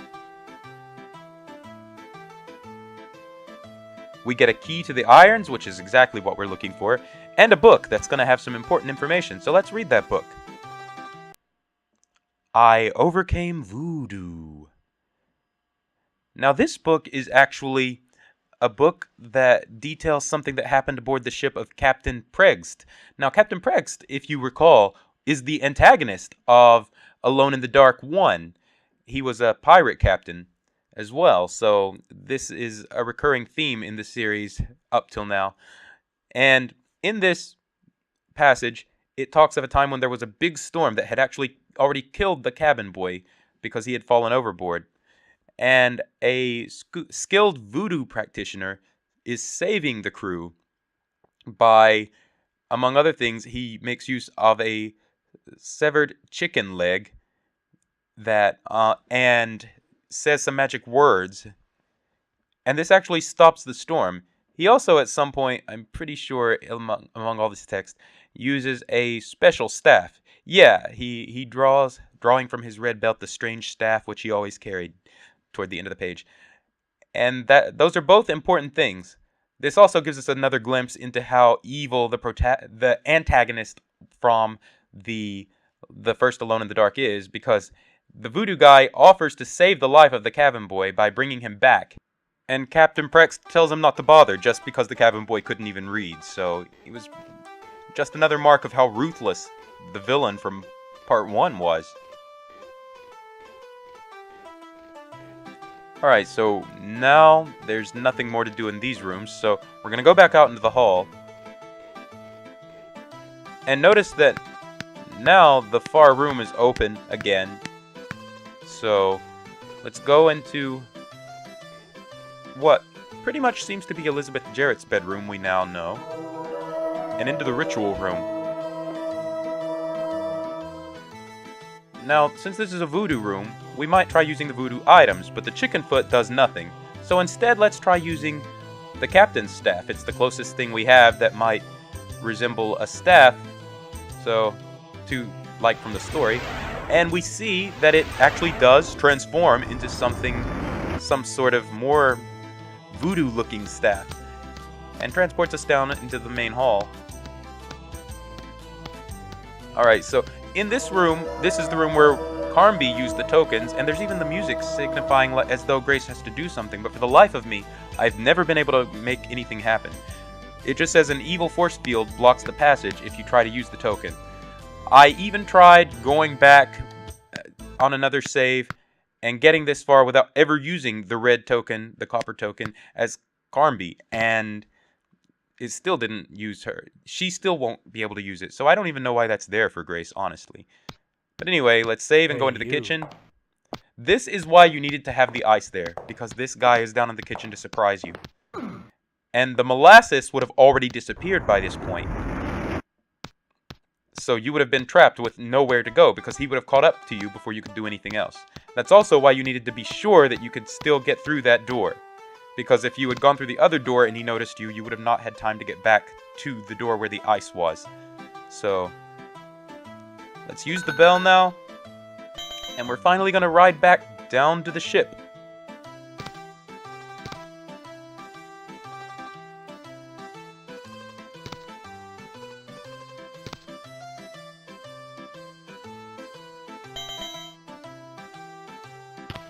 No! Kidnapped again. Now, using the left arrow key is moving Carnby's left arm, and the right arrow key is moving his right arm. So we keep using that right arrow key to grab the key that Grace has evidently slipped across the floor to us. and use the key to the irons here.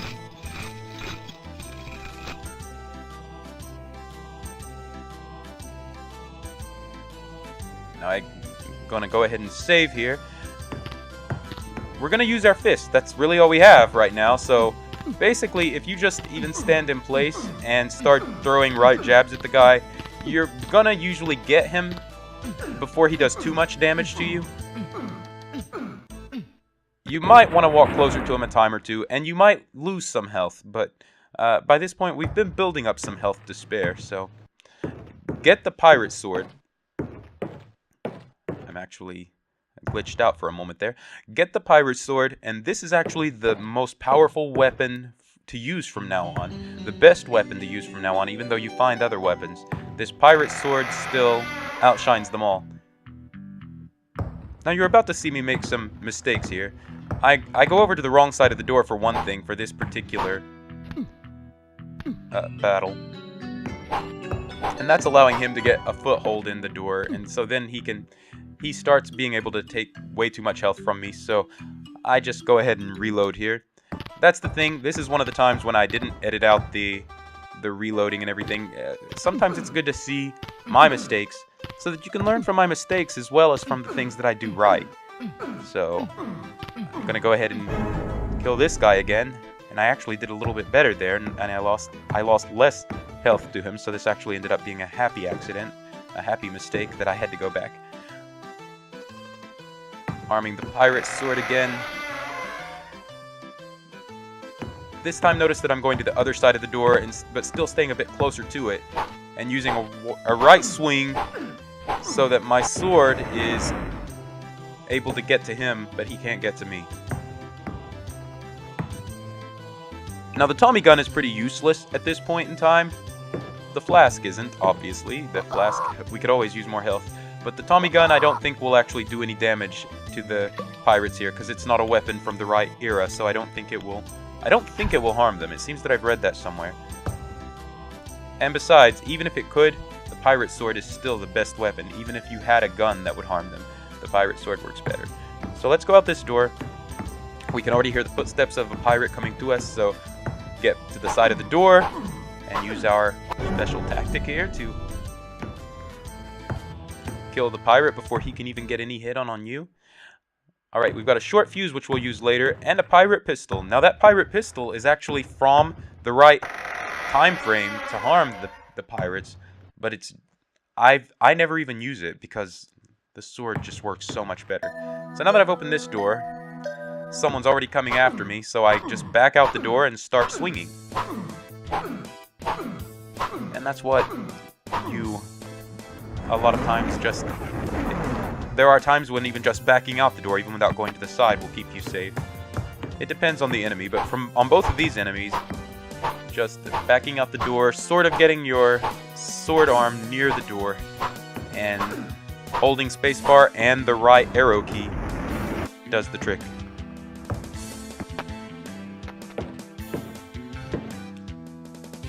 In the furnace, we find a poker. It's red on the tip to show that it's red hot, which it will actually stay for the rest of the game until we use it. And then we found a pair of pliers on the table, both of those very important items. And now we found a quite useful key, so we're going to test very soon how useful the key is.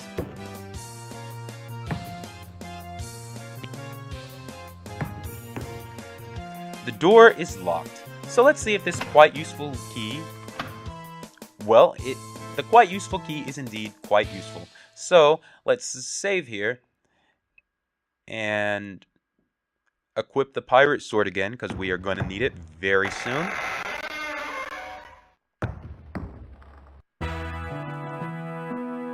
And we see a very well-dressed pirate heading toward us immediately, so back out the door and immediately start swinging.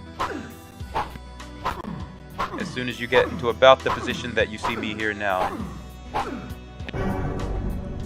Pretty tough, Carnby says. So that would have been a tough battle if you'd had to be actually in the room with him. Now, we got a book and a keg of powder, so let's read the book. A powder plot. Now, what this is about is actually a young man named Danny Boy who is small in size but intends to betray his captain and crew. And so what he does is, during a rally on the ship, Danny sticks a fuse in a keg of powder, and he uses a red hot poker, which should ring a bell for us, to light the fuse in this keg of powder. Of course, then, in the rest of the story, something goes wrong and traps Danny in the room with the rest of them, and then he's trying to put out the fuse even by spitting on it. Unfortunately, it all doesn't work, so his betrayal and his poetic justice form of death are now legendary. But anyway, the important things for us there are the keg of powder, a fuse, although we're going to use the fuse a little bit differently, and the red hot poker.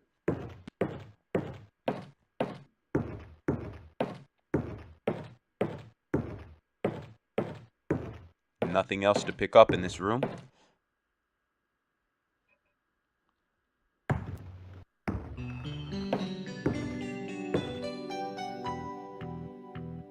Now I'm going to save because I'm going to show you that room was full of gunpowder. So it's in that room especially, we do not want to use a gun, because if you do, there you go.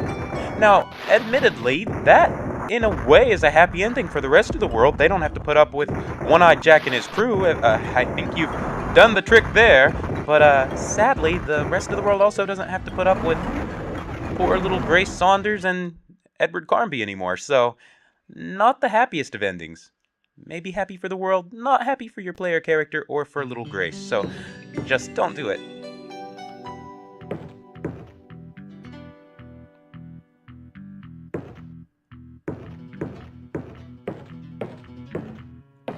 Alright, let's go to the other side of the hall now.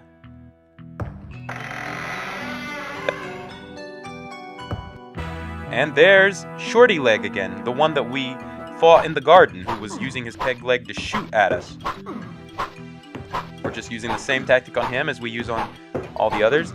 Again, all the pirates that we've killed up until now that we did not kill on the ship, they reincarnate on the ship. They resurrect on the ship. So, pick up those items.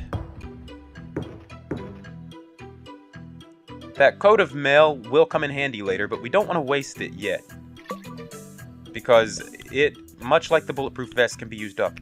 It's just occurring to me, I think I forgot to put the Bulletproof Vest on in this playthrough, actually, which is a shame, because that would still be active now if I had put it on right before Elizabeth Jarrett started using her voodoo on me. Then it would still be active as of now.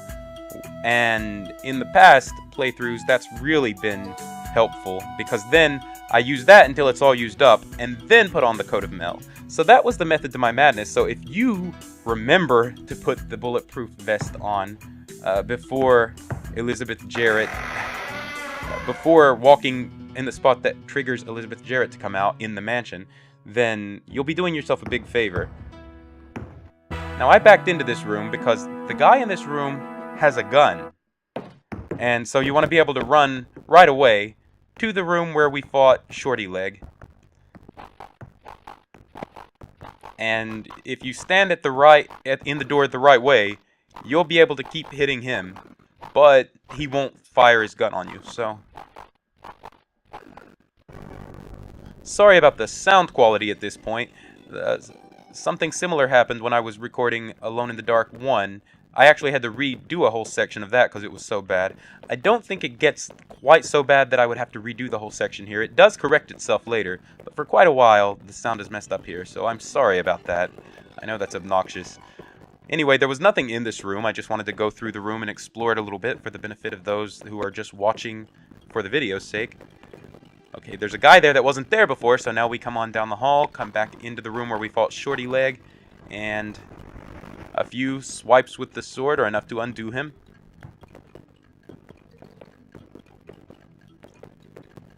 And we can go ahead and drink the flask here, get ourselves as much health as possible, because there is a time coming when we're going to want all the health we can have mustered. So, Now we're finally ready to go up to the next level.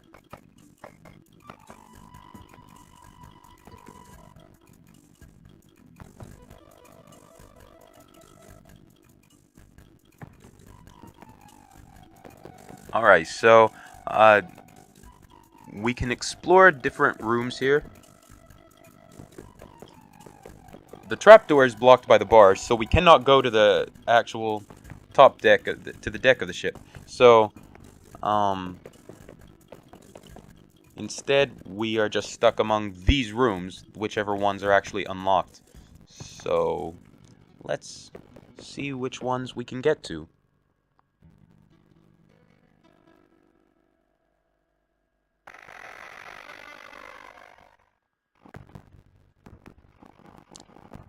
Now here we have the Pirates Dormitory, it seems. And if you run around too long, and you're about to see, even just running around too long can do it. I start to fire my pistol, but it seems like it starts even before I fire it. They can wake up on you, and that's not something that you want to happen.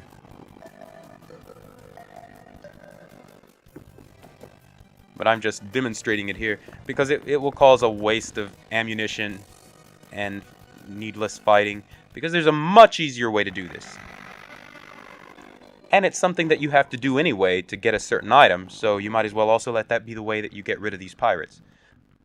Through this specific door, come out to roughly a few feet away from the door, and place down your keg of powder, lined up with the door. Then go across the hall.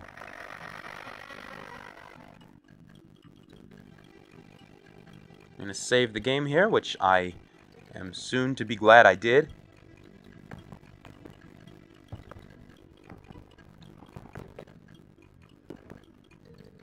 We just want to wake up this sleeping guy who's not far from the cannon, run back to the door,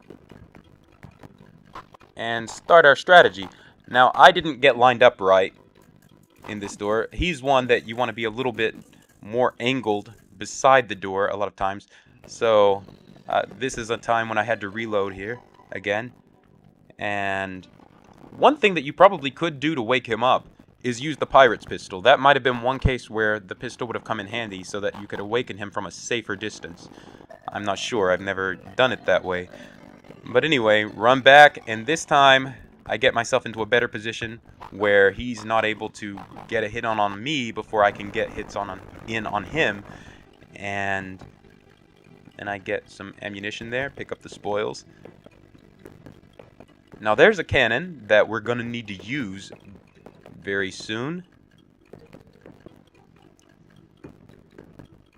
But notice that there are cables that are tying it to the wall. So, first I'm going to go ahead and save my game, because I wanted to show you what's down the hole. It's just the furnace. I just wanted to show you where that leads in case you were curious.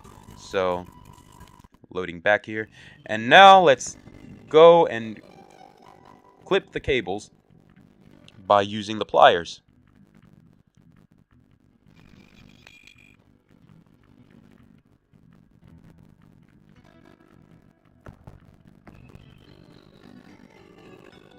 Now, here, we want to push. So, push, and use your direction keys as well while you're pushing, in order to push the cannon into position. And it'll automatically flip over once it's in position so that it's aiming toward the open dormitory. Now, it's lacking a fuse, so you want to use the short fuse on the cannon. So see, this is how that's different from the book. Instead of putting it in the keg, you're using it on the cannon. And now you need something to light it with, so use the red hot poker, just like in the book. Now the cannon shot the keg. Go over to the room and see what's happened. You've wiped out everything. You've wiped out everyone. Now that reveals a pouch full of gold coins, which you're going to need soon. And you can take this flask too.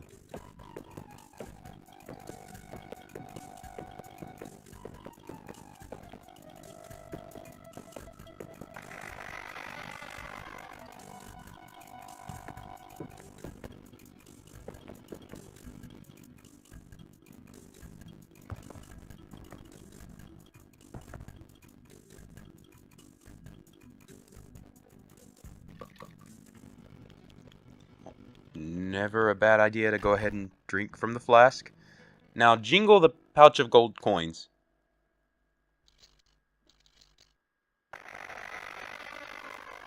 Remember how in a much earlier document we heard that the cook's sidekicks, the cookies, are obsessed with gold? That's why the jingling the gold coins has summoned them. So now that they are coming out of their room, the kitchen, you will go by this door and use your typical sword technique to ensure that they don't get to carve you up.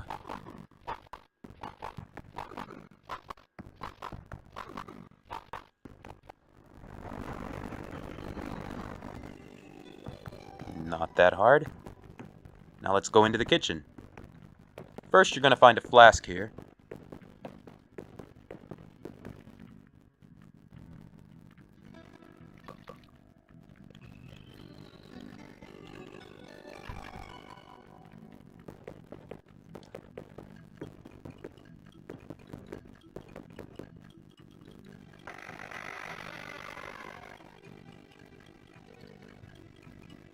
Alright, saving here because we're going to see T-Bone again, the same cook that we killed in the kitchen of the mansion, but since that wasn't here or with the older weapons, he's of course back for more.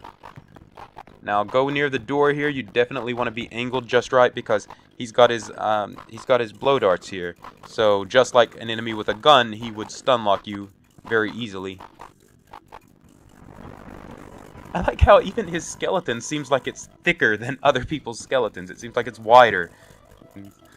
Anyway, you pick up a metallic card here.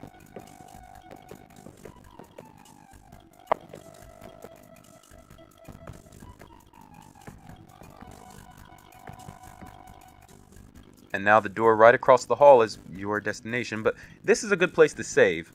And this is the last time that you can save before a pretty cool cutscene. A pretty cool cutscene that you can then go back and rewatch if you save here and don't save over it. So I save here and use ship. Do it before you even unlock the door, which you're going to do with the metallic jack of diamonds, because Carnby's going to go ahead and rush in there as soon as you unlock it, and then you won't be able to, to go back to this point. So I mean, you'll come back out in the ship, but not at this point before having enacted this cutscene. There's Elizabeth Jarrett again, working more of her voodoo magic to cripple Carnby, essentially, and suspend him so that he can't do anything. Lucky for us, just like before, we have little Grace to the rescue. I like the fact that Grace, even as slow as she is and as hard as she can be to control in some ways just because of how slow she is, it's kind of satisfying to see her get to play a major role in fighting back against her kidnappers. Now use the staff here on the statue of Captain Nichols, and it opens up this door that has been there all along that we haven't been able to go into. And here we are again in Elizabeth Jarrett's room, as we can pretty much guess. Just like in the mansion, her room is bigger even than the captain's room, which kind of shows that she's kind of the one that is important in this crew, like probably in some ways even more important than the captain, because she has the magic powers that keep them coming back to life and keep them being immortal. Now we can't go up to her, but we can use the chicken's foot, just like in the voodoo book. An evil force field blocks the passage to keep us from actually getting to her, so instead we use the chicken foot. And there you go.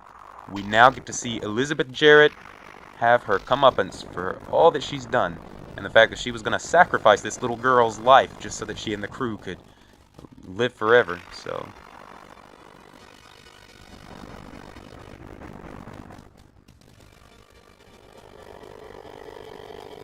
and Grace is now transferred to a lifeboat, but as you're going to see later, maybe not for long. Alright, I'm saving here just to have a chance to show you that this is pointless, fighting this ghost that comes up out of the floor. There's nothing that you can do to hurt him, no matter what you do. I'm trying to lure him at this point to a door so that I can just prove that even with using all the tricks of the trade, nothing does any damage on him. But I couldn't get him to really come to where I wanted him to, so I just, but the main thing is just to remember and to realize that there's nothing you can do against him. It's pointless. At no point in time do you have to. He can hurt you, you can't hurt him. So let's just reload that save. And this time I'm just going to run from him. Now, the ladder there, the trapdoor is blocked by bars. I would just turn around and run, but at this point I've glitched into the wall, so instead I just have to reload this save again. But normally, if you'd found that out, you should have time to run back. Because instead we're going to go into the foreground this time after we leave the room and go to that ladder, which actually is now open, the way up. And there's Captain Nichols' sword.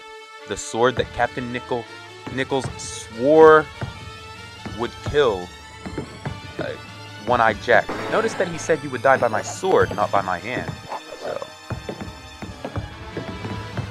now the guy in the yellow shirt seems to be the Eye, the one that they call the Eye, who fights with a harpoon. So he throws harpoons at you at times. And then there's the Music Man back from the dead, shooting at us. Now, if I had my Bulletproof Vest, if I had remembered to put it on, it would still be active at this point with all the ways that we've been avoiding damage. And so it would make this part a lot easier. Because right now I still don't want to use the coat of mail, because I'm going to need that later.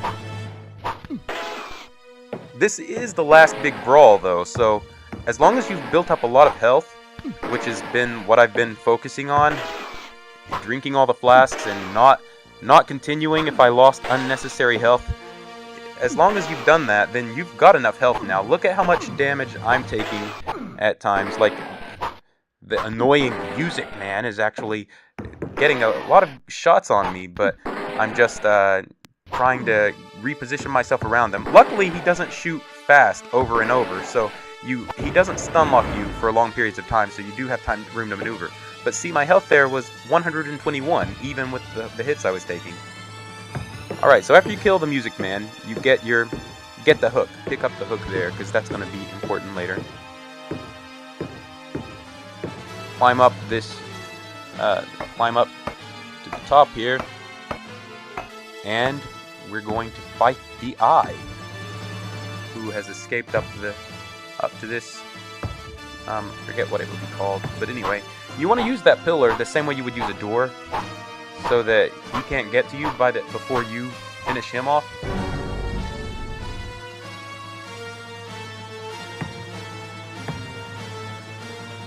And now just walk around till you see the rope leading into the foreground, because that's going to lead to another pillar where you're going to go into your next to final battle with Bubble Blade, this time who actually has a blade. So I'm saving here definitely, and you want to equip your coat of mail, because Bubble Blade stun locks you badly. So the problem is, on this first battle against him that I'm doing right now, I got a bad angle or something, so I'm not hitting him either. He's not hitting me right now because of my coat of mail, but the problem is, if he hits me enough, it breaks the coat of mail, which you're about to see soon. My armor is no good anymore. And then of course, he made me stumble off and I fell to my death. So this time, I'm using the pirate sword again, and the coat of mail. And it's all about angling yourself just the right way. So you can see how my angle is now.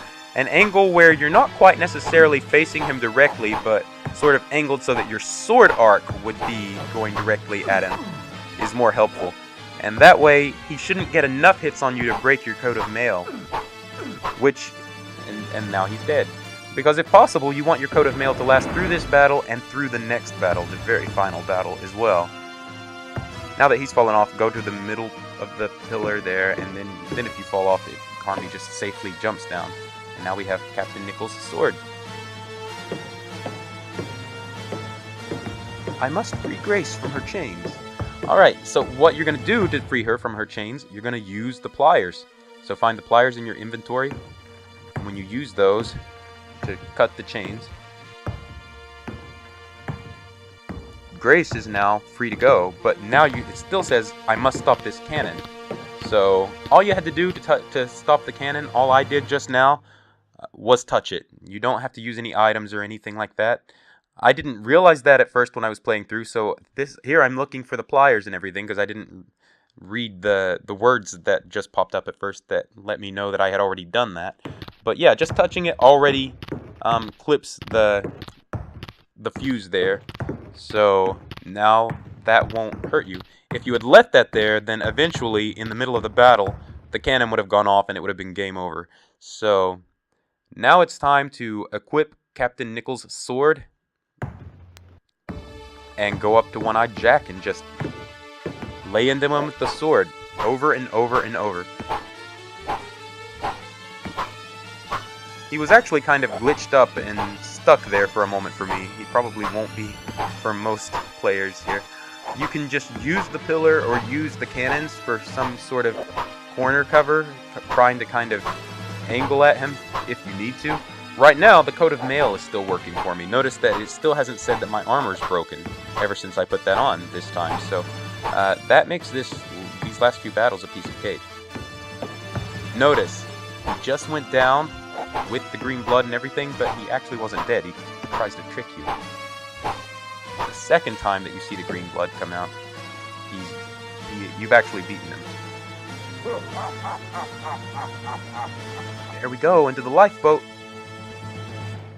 But One-Eyed Jack's not finished yet.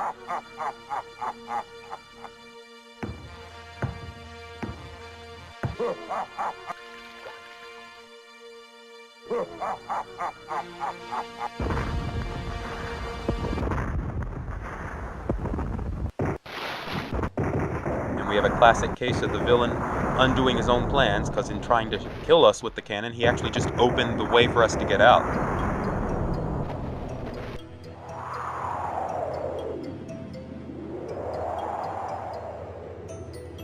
And by battling against him, evidently we've set off the chain reaction that destroys the mansion, and presumably One-Eyed Jack with it, even though he was well enough alive to shoot off the cannon at that time, because he does not. There is a sequel. There's no indication that he lived through any of that, so our work is done, and this is the ending screen.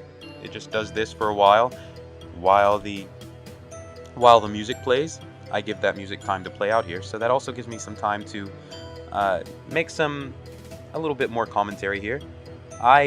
Overall, this game is not a bad game, really. It's different than the first one by far, but it's kind of in the same way that I appreciate Resident Evil 5 and Resident Evil 6, even though they kind of abandoned the survival horror, especially of the earlier entries, but I appreciate them for being a continuation of that story. I feel the same way about Alone in the Dark 2 and 3. I do find Alone in the Dark 1 more fascinating, and I could replay Alone in the Dark 1 more, not only because it's a shorter game, but because I'm more interested in it for its survival horror themes, and I enjoy the mansion in it more, but I still do enjoy Alone in the Dark 2 and 3 for what they are, and for the fact that they continue the lore of that world. I mean, we even see Captain Prext coming back, well, not coming back, but being referenced, and it just expands the lore, it expands the world, and gives us more on Carnby. I would have liked to have seen more on Emily Hartwood, although she does make a return in Part 3, just not as a playable character. So, Part 3 is very similar to this in its basic premise, and in its feel. It'll take us into the Wild West. I'm not sure if I will be making a walkthrough and commentary for that, but if I do, please come and watch that too if you enjoyed this one.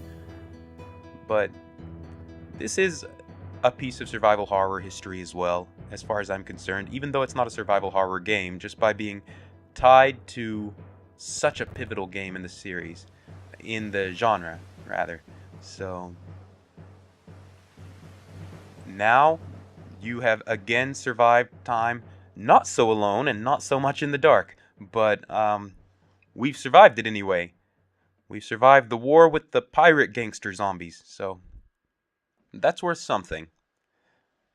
Anyway, that's all there is to it. We've saved Grace, we've saved the day, and that's it. Hope you had fun.